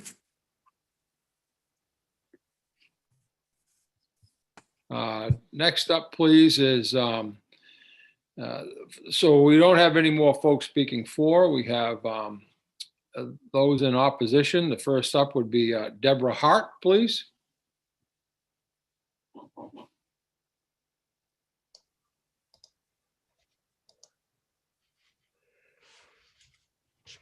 Good morning. Can you hear me? We can, Ms. Hart. Thank you very much. And Sorry, there's a little lag you're going to be. So Senator Rafferty, Representative Sylvester, and members of the Labor and Housing Committee, my name is Deborah Hart. I'm a resident of Manchester, Maine, and I own Hart Public Policy. I'm testifying today in opposition to LD 616 on behalf of my client, the Retail Association of Maine. The Retail Association of Maine has more than 350 members statewide, and they represent retailers of all sizes. Maine retailers employ more than 85,000 Mainers. Under current Maine law, the Department of Labor has the power to fine a Maine employer for wage violations of not less than 100 and no more than 500 for each violation. As with the bill last year that you've heard, LD significantly increases those fines to 500 for the first and not more than 2,500 for each subsequent violation. In addition, this bill proposes to add a civil action clause to the law, including a penalty of 2 times wages as liquidated damages and reasonable attorney fees. While we believe wage violations should be addressed, this proposed bill takes that to a whole new level. Maine businesses have certainly been through a lot this past year. with the state shutdown, ultimate reopening, and stresses for both employers and employees. It is our belief that wage violations can occur. However, they're more often an honest mistake made by people who are trying to run a business and do the right thing by their employees. Payroll companies are often used by smaller employers, and those companies can make an honest mistake, which will be corrected when it's brought to the attention of the employer. In closing, we believe the department can assess whether an employer is behaving in a way that warrants further action, and they have the tools available currently to respond to such a violation. This bill, as with the bill last year, however, sends a message to the business community that any violation, whether willful or not, will be met with a severely strong penalty. I thank you for your time and attention. I'd be happy to answer any questions or provide you with any more information that you might want. Thank you very much, Ms. Hart. Do we have any questions, folks, for not seeing any at this time. So Ms. Hart, again, thank you very much for your testimony. We appreciate it. And thank you for being here with us today. Thank you. Yes. We do have, next up is going to be Greg Dugal. Hope I pronounced that right, Greg.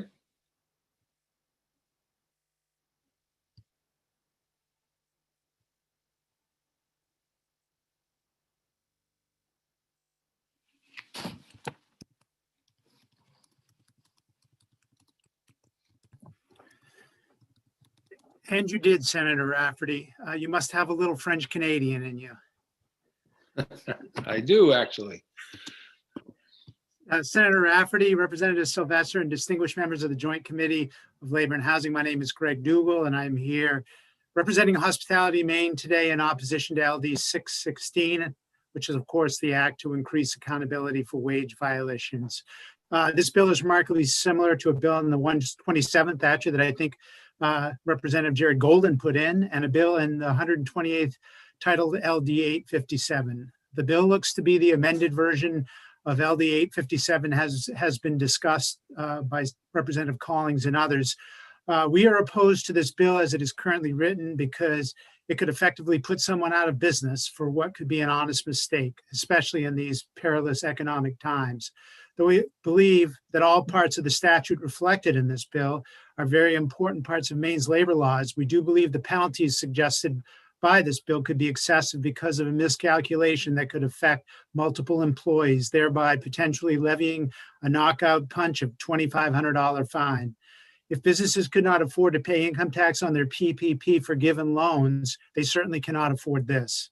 Perhaps the fine should be increased as they have not been addressed since 1999, but increasing the subsequent violation fine from $100 to $500 range to a range of $500 to $2,500 for subsequent offenses is too much. Maybe keeping it between $500 and $1,000 per violation for multiple violations would be a good first step. We also definitely feel that the double damages payment to the employee, though reduced from treble damages in the first version of this bill, is excessive as well. Add in attorney's fees for both the employer and employee, and you can easily see why this could jeopardize a small business's survival during and shortly after a pandemic. We have no comment on the extra inspectors. I will say that, the industry that I work in, people work multiple jobs at times, not at the same time, obviously, but at different times. And they have multiple rates. So the calculation for overtime is based on a blended rate. It isn't an easy calculation to make, especially if you have tipped employees that are part of that. And so it's very easy to make mistakes. People miss by a nickel or a penny or whatever it may be. And I'm not contesting the fact that some people actually are egregious and deserve to be dealt with, but I think the law should be tailored more to that aspect of it and less so to somebody who's just made a simple mistake. And I thank you very much for listening, and I'm happy to answer any questions. Thank you very much, sir. I do have a couple of hands up. First is Representative Cuddy, followed by Representative Sylvester. Thank you, Senator Rafferty, and thank you for being here, Mr. Dugal. So with regard to the PPP, the entire rationale behind that was that businesses have had a very difficult year. And so even if they were profitable enough to be taxed, we shouldn't tax them on this. This bill is looking at going forward. There are going to be good times, there are going to be bad times. So whether or not we could afford, businesses could truly afford to be taxed on the PPP doesn't seem to me to be terribly relevant here. I'd be happy to have you address that if you'd like. But my question is that when you talk about multiple people being hit for multiple fines and not having that fine go up because these are honest mistakes, so typically, the department has already said that they will look at someone, what happened, and they don't automatically jump to a fine. But if someone's receiving multiple problems, doesn't that indicate there's a real issue at hand and that perhaps they're going to need to have a higher fine as we continue to move down the road of multiple violations instead of just having the same cost of business fine moving forward? I think multiple violations could mean a lot of things. Multiple violations could mean over a period of time, over a period of a year, which I would tend to agree with you would be not very good and should be dealt with appropriately. And I think the other aspect of this is it could be just in one pay period because of an error.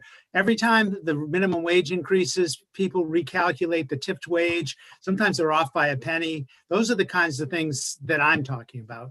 I'm not talking about somebody who's like doing this stuff over a period of time, almost like a serial offender.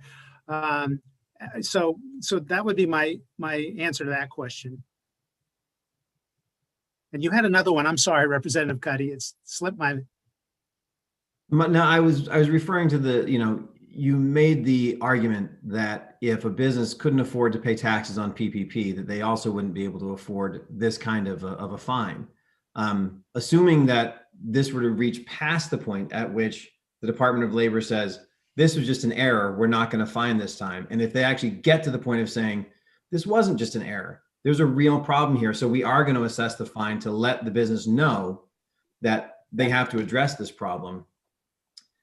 PPP forgiveness was predicated on the idea that 2020 was a really hard year. I don't see us having that again in the near future. Maybe we will, maybe we won't.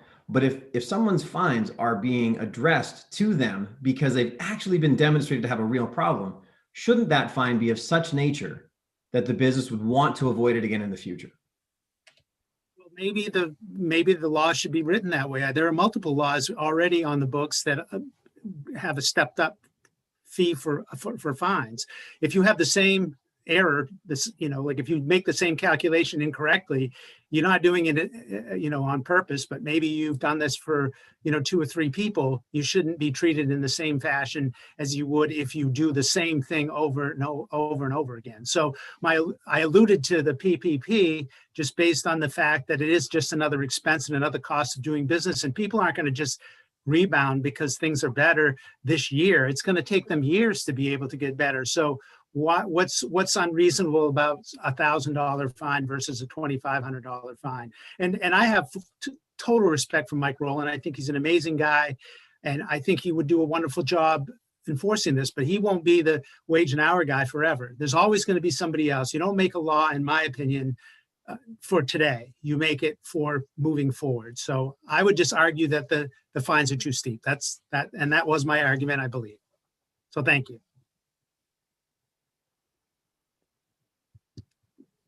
Thank you. Representative Sylvester, please. Thank you, Mr. Chair. Welcome, Mr. Dougal. I was going to levy this question earlier, but then I saw that you were in the queue. And so I thought, because you and I had a discussion last session about just these things, about the person who makes the mistake, about the person who has multiple in a single week might, underpay everybody, 100 people by a penny because of some miscalculation on the computer or some miscalculation, and I was moved by that argument, just in case you ever think I'm not moved by your arguments or don't take them into consideration. And so I offered that amendment after discussion with the department, which I'm sure you'll remember, which is goes over the great amount of discretion that they have to really be able to step in. And I agree with you. The 3 or 4 cases where employers have reached out to me as soon as they discovered that they had a problem, they fixed it. And we're not talking about those sorts of folks, right? We're talking about, I think, two kinds of folks. One, who make an error and refuse to make things right, whether that's over time, whether that's over, however they make it right for those employees, but then, or seeks to fix whatever the problem is. So the people who are working with the department to fix it, I think they show an enormous amount of discretion. And so that's why the bill kind of came in the way it was, to give the department discretion on the amount of the bills or the amount of the fine. And I'll be honest, the fine is the least important part to me. So I just wanted to make sure that you understood that that's how we ended up here with this amendment. And to say this, or to ask you this, what I am interested in is those number of inspectors, because we've seen it stay relatively flat. We went from 5 to 7 because we reclassified a couple of clerks into inspectors. And I agree, they do a great job. But wouldn't you want more people to be able to spend more time to problem solve, even with the books we have on the law, even if this one didn't go forward, to make sure that people who made an honest mistake, that the inspector was able to spend the time with them to help them resolve it, rather than having too many cases, too few people, and really not being able to maybe give every case as much latitude as it were. I mean, that piece of the bill is the part that really interests me, and I'm curious on your comment, because you said you had no comment on that. That was a very long question, sir. Yes, it was. I hope I can do it justice. I do remember everything that you just said. There's no question about that. It really isn't my position to weigh in on appropriations issues, and so I don't really, I'm not opposed to it, and I'm not, for it, or we are not, I should say. It's not something that I really thought about that much. If you guys decide that you want to have more inspectors, that's up to you, and I certainly will, support you in that respect. But I still believe that the way the law is written, it leaves it open for other people to use it in a different way than the folks that are using it now. And I think I applaud the willingness to compromise last year. I do applaud that, and I do know that it was changed specific to some of the issues that we raised. So thank you. All right, thank you very much. I appreciate your testimony as always.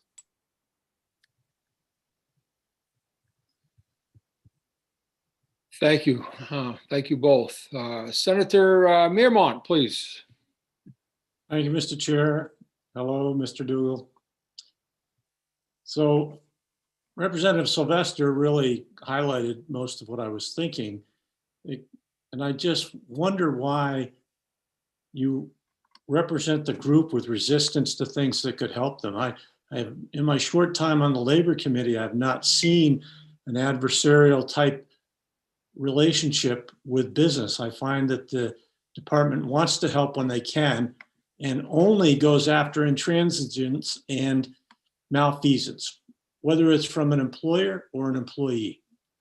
That's what I see. Not that there aren't errors in any of that process. Now, tell me if I get too long, so you don't. Okay. So why don't you think, I don't think you really heard the answer why you wouldn't come in and say, absolutely, we want more inspectors to help our businesses, to make sure they're following the rules, that sort of stuff, to make sure that if there's a complaint that we can answer it quickly before it gets even bigger if there is a mistake. Why not that? Well, I will tell you that I believe that wage and hour issues are very serious. I speak to people all day long about their calculations and the way they should be doing things. And I always stick to the letter of the law. We always do. I mean, everyone is trying to do, most everyone is trying to do the right thing. Not everybody obviously is, and of course, that's what the need for inspectors is all about. I guess I don't know how to frame it any more differently than to say I certainly, not that it matters, but I'm not opposed to more inspectors.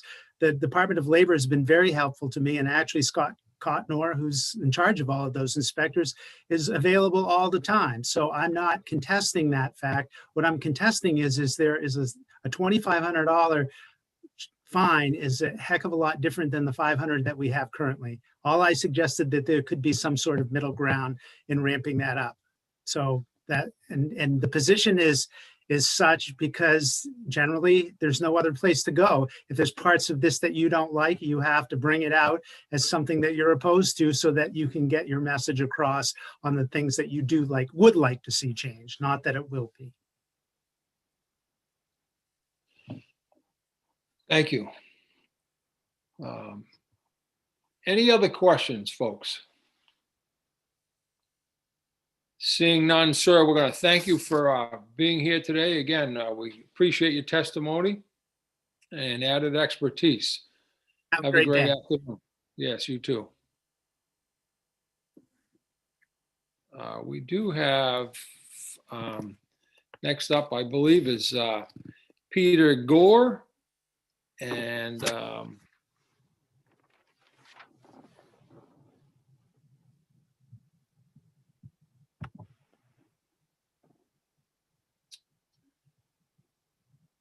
good morning, Mr. Gore. Good morning, Senator Rafferty and Representative Sylvester and members of the Labor and Housing Committee. Let me ask, first of all, can you guys hear me? Yes, sir. Excellent. Okay. I'm not going to repeat a lot of what Mr. Dougal said, what Greg said. There isn't anybody in this call this morning who doesn't believe that wage theft is wrong. Employers believe it too. The state chamber certainly does.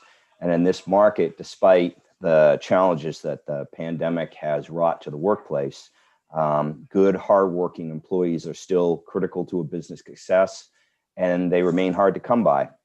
They're their most valuable resources. So abusing them through some of the egregious behavior that this bill seeks to remedy is something that nobody would support that kind of issue.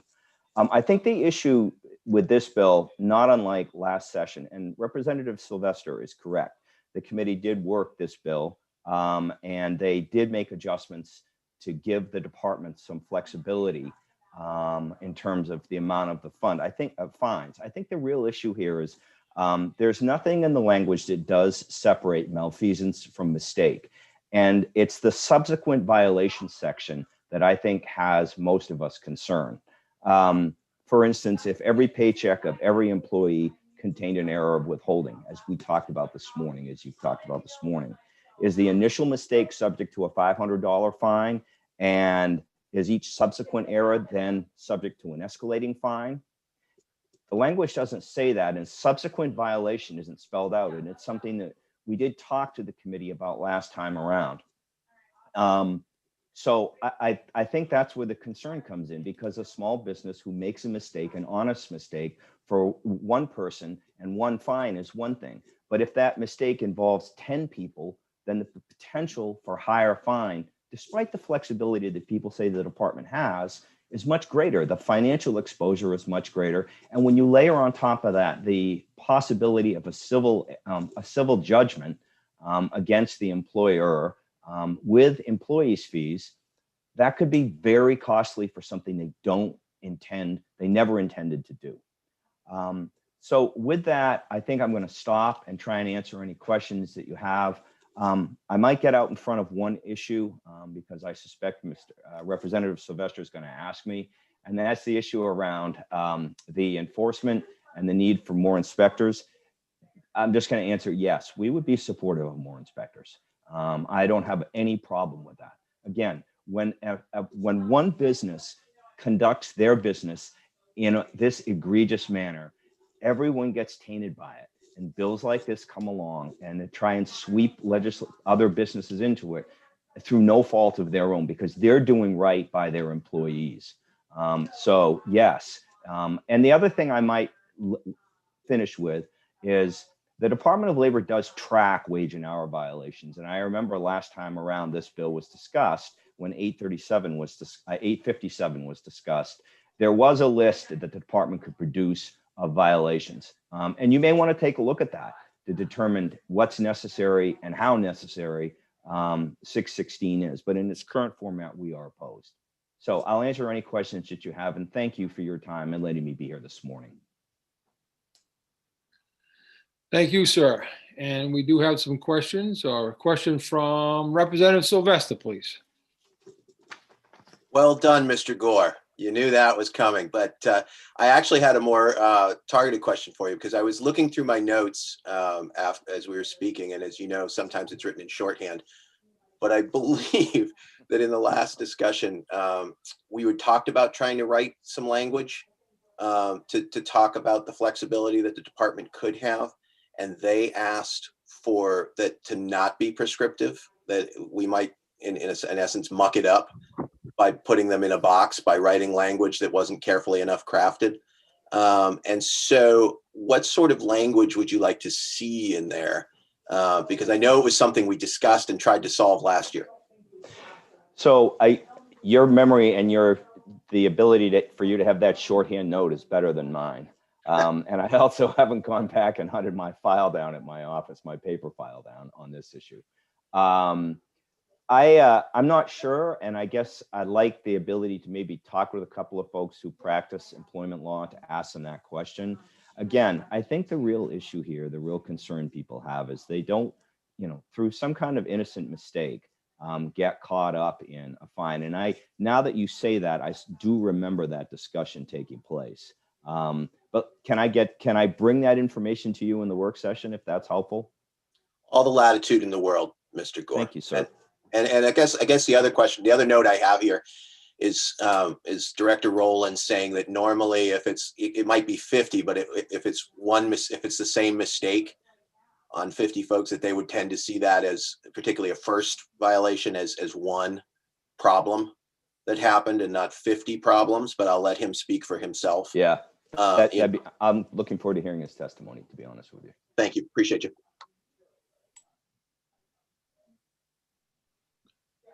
Any other questions, please, of Mr. Gore?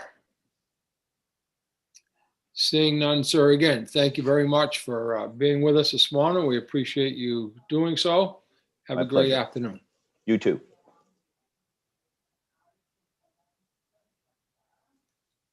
We do have actually two more that I can see, and one is neither for nor against, and one was a proponent that we kind of overlooked because it was registered wrong. But in any case, I'm going to hear from Mr. Rowland, and then we'll be followed up by Mr. Good, please. I'm sorry. Yes, Senator Mearmont, you have a question? A comment, Mr. Chair, thank you. We have a person who keeps using the chat, even though he was advised not to repeatedly. I'd like to either restrict him from the ability to do so, eliminate him from this discussion, or whatever needs to be done, because it's distracting to have the chat pop up thinking we have a technical issue to deal with, which is its only use, and to keep going there to find that someone wants to comment, and we have a process for commenting. Thank you, Mr. Chair. Thank you. Thanks for bringing that to my attention. I'm sorry I'm not on that, but I'm going to ask Alyssa if she could just disallow that person's ability to comment. So I can't block individuals from the chat. No. All right. He so actually spoke, correct? Yes. So he's done, correct? Yes. Would you like me to remove him from the Zoom? Please do so. Thank you. Sure. Thank you, Mr. Chair. I know you're busy. I appreciate it. No, thank you, folks. We're all working together, so I appreciate your help. And I believe Mr. Rowland, sir, sorry for the delay and sorry for our housekeeping, and you had to be our witness of that, but that's okay. It happens. That's all right. I'm glad to be here. Thank you. Senator Rafferty, Representative Sylvester, and members of the Joint Standing Committee on Labor and Housing. I'm Mike Rowland, Director of the Bureau of Labor Standards at the Maine Department of Labor. I'm here today to speak on behalf of the department, neither for nor against LD 616, an act to increase accountability for wage violations. This bill seeks to increase accountability for wage violations by employers and protect employees who are being harmed. Violations for certain state wage and benefit laws would be set at $500 under this bill. for an initial violation and up to $2,500 for, but not less than $500 for each subsequent violation. The employee would also be awarded an additional amount totaling twice the unpaid wages if it is found that the employer violated wage and benefit laws that affected the employee. Updating our wage and hour laws is critically important to protecting Maine's workers. LD 616 would strengthen workers' ability to seek compensation for violations that affect them. The proposed legislation would also help level the playing field for employers who are playing by the rules and impacted by those who are taking advantage of their employees. While an increase in positions is generous, the department did not request these positions in Governor Mills' budget. During the past 2 years, the department has been working to hone our enforcement practices and ability to respond to wage and hour violations in a targeted manner. A few weeks ago, the department delivered to the committee its annual wage and hour violations report. And I guess I would suggest that you, in answer to some of your questions, refer to that report, which you should have at this time. I'm going to kind of move quickly over the next section of my written testimony, which includes some of the information from that report, just to abbreviate and say that we understand that the vast majority of employers in Maine are seeking to completely comply with wage and hour laws, do not violate the statutes. We are doing our best now to provide outreach and education to employers so that they understand their responsibilities and avoid violations. But when violations occur, they harm honest employers and workers alike, and they indirectly damage the health of the economy. And we believe they must be detected and eliminated to the greatest extent possible. Now, beyond the outreach and education efforts that I've described, there are basically two elements to any kind of enforcement and our efforts to deter violations of wage and hour laws. And those two elements are, first of all, the likelihood of detection, that the violation will be detected, and second, the consequences for that violation. And so we have the opportunity here to exercise our judgment to increase the consequence for a violation. And so that is the section of this statute that we support and encourage you to support. Thanks for your time and attention. I'd be happy to answer any questions that you might have.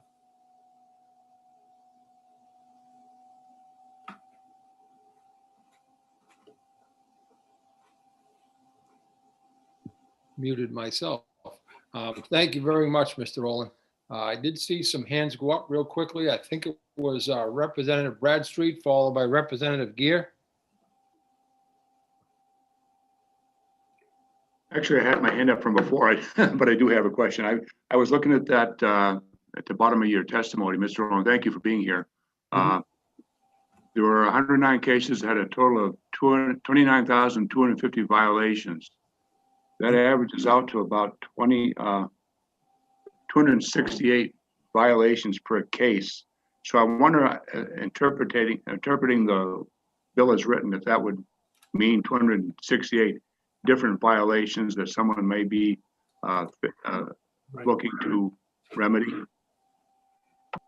Yes, and good. Thanks for noticing. In our annual report, you'll also see that we've added a line regarding the number of violations. And what that really is when there is a case where we detect violations, we of course cite each violation, of which there can be multiple, depending on the circumstance, and each occurrence for each employee.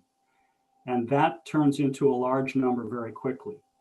On the flip side, I would say, and this is sort of in reference to some of the earlier testimony, that in relatively few cases do we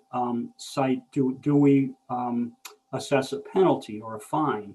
In most cases, we simply require the employer to pay the back wages owed. So that's really our first priority. And only in cases of egregious violations, repeated or very serious sort of not understood violations, when the employer understands that there is a violation, would we assess a penalty. In most cases, we simply inform the employer of the problem and ask them to pay the back wages without assessing a penalty. And my good friend Greg Dougal, I appreciate the kind words, and we enjoy working with him too. I would have to say that the department, and not just me, but the department itself exercises a good deal of restraint in assessing violations. Thank you. So, Thank you. So it's up to your discretion rather than following the letter of the law.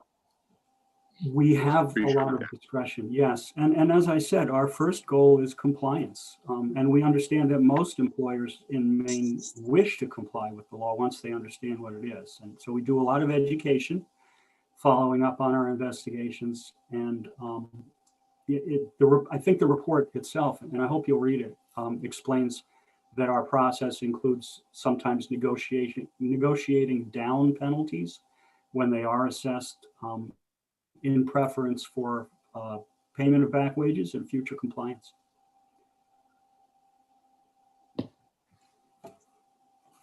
Thank you. I have questions from Representative Drinkwater, followed by Representative Gear, please.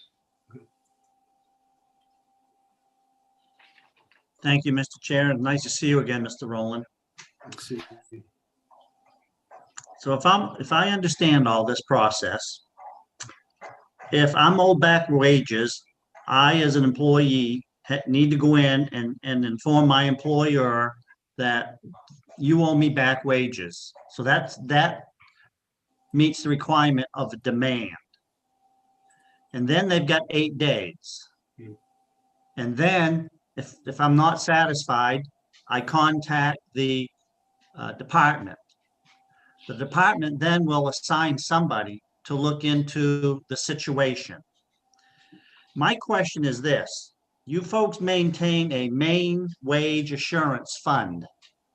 Can you tell me at what point in time during this would that come into play to make the employee whole? Yep. Yeah. And first of all, I think that the statute that you're referring to is section 626 regarding cessation of employment. And that is the section where the employee is expected to request the back wages before we'll conduct the investigation and file or citation. The Wage Assurance Fund is used only in situations where the employer is unable, or if we can't compel them to pay the wage. And I believe it provides 2 weeks up to a maximum amount of wages in situations like that. But it's rarely used, and because of course the first preference is to get the employer to pay the wages owed. But yes, it's only in situations like that are unusual and dire for the employee, where there's no other recourse to secure their back wages. I can attest to the fact, having been in our own business for 43 years, that the department has always been willing to work with somebody if the employer is willing to meet them halfway. So thank you, sir. Yeah, thank you. Thank you. Thank you both. Representative Gear, please. Thank you, Mr. Chair, and thank you for being with us again, Mr. Rowland. My question has to do with, I do appreciate the fact that you talked about applying the resources of your department strategically to this issue and in really using those resources to best effect. So, and when you talk about the definition of what that means of strategic, there's apparently the random inspections and then the targeted. And I'm curious as to the balance. How are you looking to achieve performance in this area? Is there a certain percentage? Obviously, this is a strange year, but can you kind of describe what that ideal mix would look like? Yes, thank you for asking. We were in the midst of kind of concluding our discussions about how to act more strategically when the pandemic hit and everything kind of got put on hold. In the last year, we haven't been able to do much other than respond to complaints, and remotely at that. But at that time, we talked about, first of all, filtering our response to complaints according to, like triage is one of the words used, I'd say a list of priorities, which would have us focus on those complaints, to generalize, most damaging or most likely to be damaging to the workforce, and not have and a workforce not being likely to have other recourse to resolve those issues. So we were looking to focus our response to complaints in order to allow more time to do targeted inspections, and those for our limited resources, right? So those targeted inspections would include criteria such as industries that we knew were problematic with certain violations, population groups that we knew were less likely to understand the laws or to complain about them to us or to go to a lawyer for help, and other criteria in area type of violation that would help us detect more successfully where violations were occurring aside from the complaints that we were receiving. And so those were the types of things. And we were also looking to develop our data. And the report is partly a reflection of that effort. The report that we submit annually to your committee. We were also looking to be more adept at analyzing the data that we have in order to detect where violations are likely to be occurring. So all of that, and we're back on track, I think, with that starting soon, I hope, to be more effective, to detect and to prevent more serious violations and repeat violations and those types of things. Great. And would it be your assessment that to give a fair try to that approach and that strategy going forward, since it was derailed by the pandemic, would that be the best way to proceed on that? Yep, that's what we're doing. Great, thank you. Thank you. Thank you. Representative Sylvester. Thank you, Mr. Chair. Director, welcome. So I appreciate your comments. I guess I'll start with my first question, which is, you probably heard the conversation between Mr. Gore and myself about the discretion that you have. You just went into some depth and explanation on that, and I appreciate that. In the 129th, I was not smart enough to come up with any language that I didn't feel boxed you in, rather than gave you more latitude. And so I guess but I do believe that people sort of think it's a trigger mechanism that you don't have that discretion. So I guess I'm wondering what your thoughts might be about being more expletive about that in statute, and if there's a way we can do that doesn't tie your hands. I don't have anything particularly in mind. I think what I would want to do is consult with other states and with certainly our Assistant Attorney General to talk about what language we could take to ensure that the penalties that we're provided, the tools that were provided, aren't misused, I think is really what it comes down to, aren't used excessively. I would say, first of all, we have in our rules implementing these statutes and the penalties, this statute in particular regarding penalties, we have a set of rules that spell out how we will assess penalties and for the most part, how we will mitigate penalties for certain considerations like size of employer, seriousness of violation, and repeat violation. And so it's already more or less built into our rules, which, by the way, we're revising somewhat, and we have revised somewhat, and we'll be before you for your approval later this session. So we'll have a chance to talk about that. But there is that element already mitigating our ability and our process to assess fines. Beyond that, I think I'd have to talk to others about what kind of language we might insert there to make that more a rigid requirement than a judgment or discretion of the department. I'd also add that I don't think in recent history, or probably anytime in the near future, you are going to have a director of my bureau or a commissioner of labor who is more determined to detect and prevent violations, and using whatever tools are necessary at our disposal. And yet we're still pretty restrained about when we assess penalties. In the report, you'll see that most of the violations that we detected did not include an assessment of penalties. That would be a fairly rare occurrence. I think less than 100 in the last year, less than 100 times did we assess penalties for the many, many violations that we detected. So if that's any indication of how restrained we are, and I think I'm among the least restrained that you're going to find, because I'm pretty determined to prevent abuse of workers in this state. So anyway, that's just, those are my reflections for now, but I'll bring more information if I can at the work session. Thank you, Director Rowland. And if you could maybe forward us a link to those sections on the discretion for the work session, I think that would be very helpful. A quick follow-up, Mr. Chair. Yes, sir. I'll let you finish writing for a second here, if I don't write it down, it doesn't happen. So my follow-up regarded the positions, because I know that this is something I've been talking about since the 128th, and I was promised in the 129th. I held back because I was told in this biennial that we would see new positions.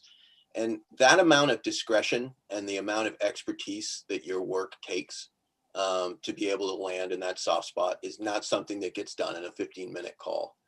And my sense of your department is that you've worked as harder and as fast and as smarter as you might be able to. And I think the people in your department, like in many departments like HHS, are stressed as hard as they can. In terms of, and we don't stop writing laws. So, or businesses don't stop opening, thank goodness. And so you really feel, as you testified, that the 7 people you have right now are adequate, and that there's no more need for any other people in helping you out there. Well, first of all, it's only 6. We have now we have 5 inspectors, because since the last time we talked about this, we've filled an a vacant position. That brought us up to 5.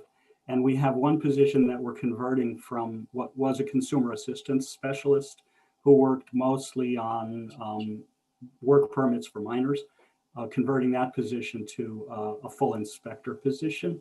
That'll give us 6. 7 would be nice, but we're not there yet. Do I think that's enough? I got to be honest. Of course not. It's not nearly enough for us to be effective. Thank you, sir. I appreciate that.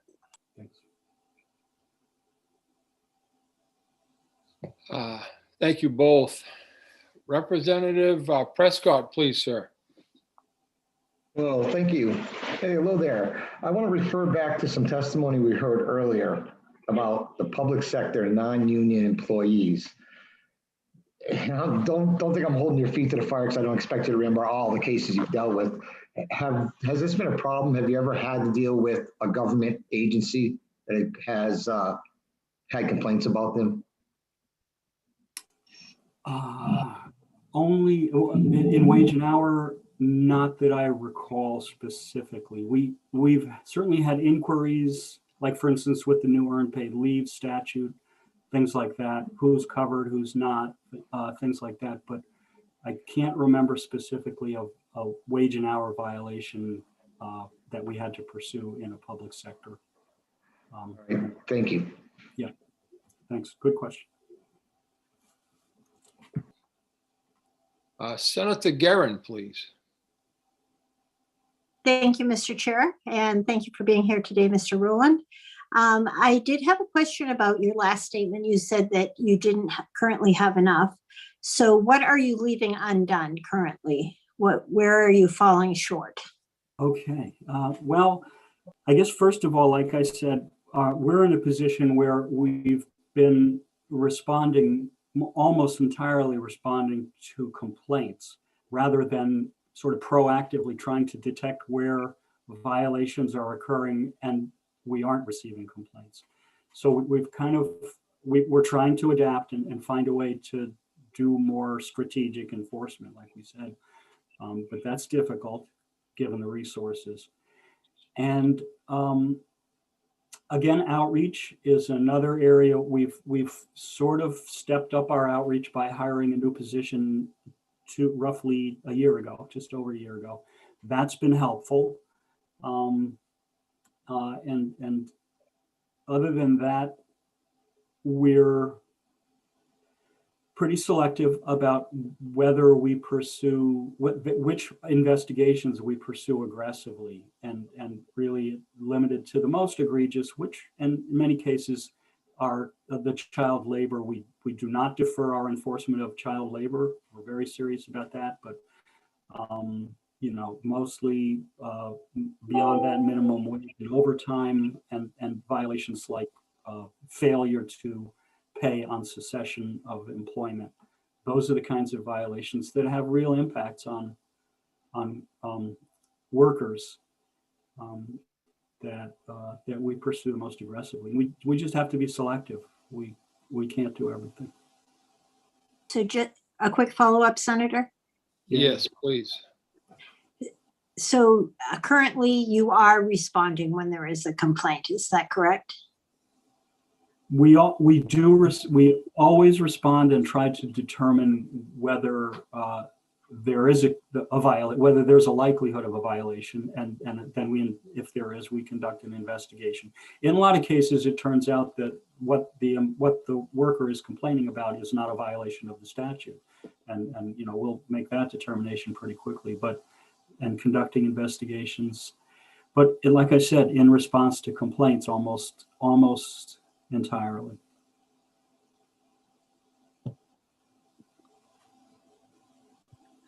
Thank you, sir, very much. Any other questions, please, for Mr. Rowland before we move on? Sir, thank you so much for your testimony and your availability. We appreciate it very much, and probably we'll speak with you again in our work session.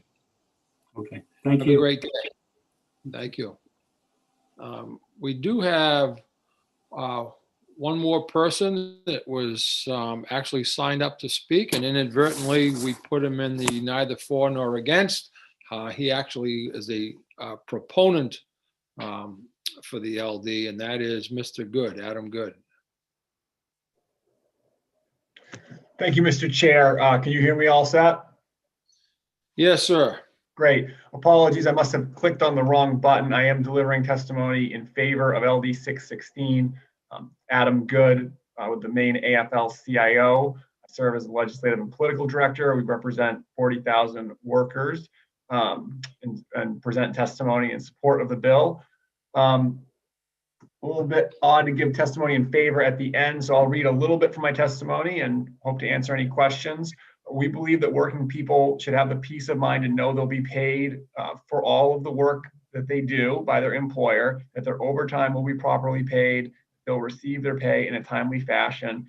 Obviously, as we've heard today, that is not always the case. Violations of wage and hour laws, often referred to as wage theft, are a serious problem.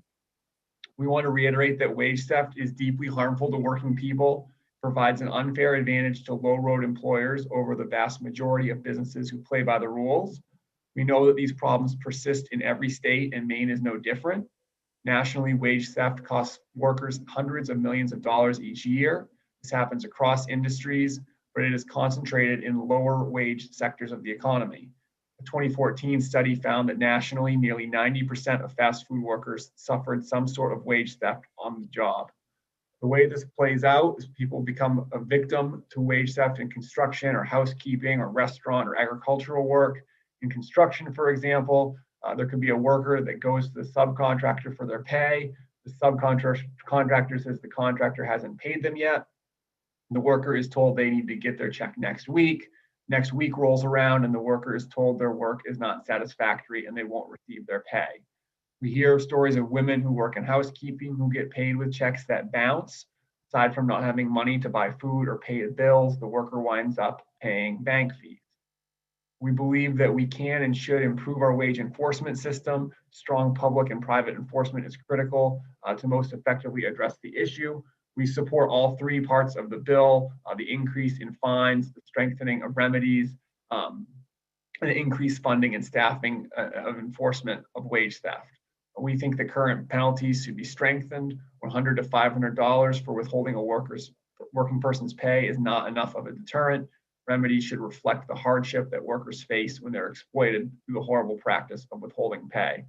I think we've heard today that we're not interested in this nickel and penny issue. These are substantive issues that happen to real working people. I would advise the committee to not be distracted by the idea that this is going to be some weird enforcement strategy that's constantly going after businesses that are having an accounting error and people are not getting paid by a penny or a nickel.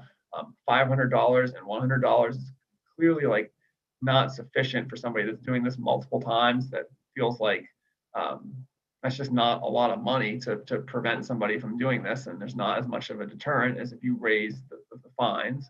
I think the treble damages stuff has been answered by Mr. Young. Don't have a lot else to add. Happy to answer any questions, and I'll work on making sure I click the right button when I'm giving my testimony.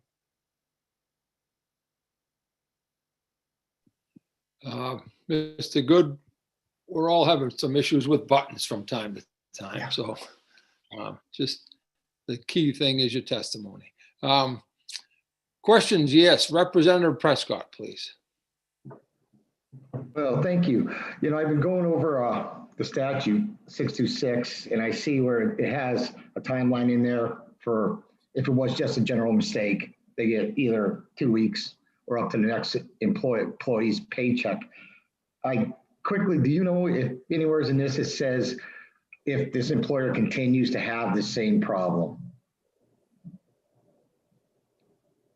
I think if the employer continues to have the same problem, there'd be hopefully enforcement of the law and they would get fined and there'd be legal action. I think that, in the legal world with private actions, people would settle often. I think that the strong state law and the strong statute would encourage settlement outside of action, and that they wouldn't go to trial as often. I mean, if you're doing this multiple times, it's you're going to get a reputation pretty quick. But I think, I don't exactly know the nature of your question, but if you're doing this multiple times, you should have a substantial fine and there should be substantial enforcement of it on the books. Yeah, that's what I was going for is, should we put something in statute along with this if we move forward with it, or should we leave it to the department to make that decision is what I was getting at. Yeah, I mean, our priority is to increase staffing in the department to make sure that the remedies are, it's treble damage, I think is the technical word, but I think that means getting your wages plus twice your wages. And making sure that the fines are not 100 and 500, that they're 500 and 2,500. And we think that's more accurate in terms of, what's at stake. Obviously, there might be a scenario where it's a nickel or a penny, but I suspect that when this is happening, it is probably more than $100 for each person. So for the fines to be, 500 for a second or third violation is still not that crazy, I think. All right, thank you. Any other questions, folks, of Mr. Good? Again, seeing none, sir. Thank you very much for your testimony, and any confusion on our end that we Thank you for being flexible. Appreciate it. Oh, absolutely. You take care. Have a great afternoon. Alyssa, I believe that there are no more folks testifying. That is correct. All right, thank you. Then I will bring the hearing on LD 616 to a close. And we are scheduled for one more hearing and actually potential reopening.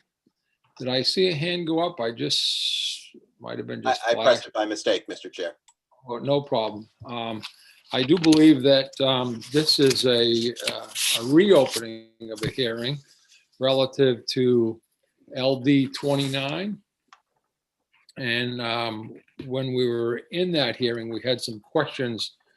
But in any case, just as a refresher for anyone listening out there, then LD 29 is an act to conform the Maine Apprenticeship Program to the Federal Equal Employment Opportunity Act of 1972. And for clarification, in reality, that was done at the federal level in 2018. So we're really only trying to bring ourselves current with federal law from 2018. I see a hand up from our analyst, Mr. Langland. How are you, sir? And doing great. So my understanding is that obviously this is going to be a work session on LD 29, and the way, yeah, the way our committees have been doing work sessions is in the more traditional Zoom format, which we're not in at the moment. So I think in order to start that process, there's another link that we're supposed to actually go to, and but Alyssa can correct me if I'm mistaken. No, I did set up the other meeting. If you guys want to stay in this one, my only concern is any sponsors that might want to come have already been invited to the other one. Yeah. And just a reminder that for caucusing purposes, there are no breakout rooms in webinars. Mr. Chair, I would move that we move to the other format. And Alyssa, will you able to send out a link to us for that? Yep. Yeah, and that just so you guys aren't having to search through, I'll send one to the whole committee right now as well. I appreciate that, Alyssa, you doing that. And Steve, thanks for the correction. Grateful for that as well. So I'll see you in our work session.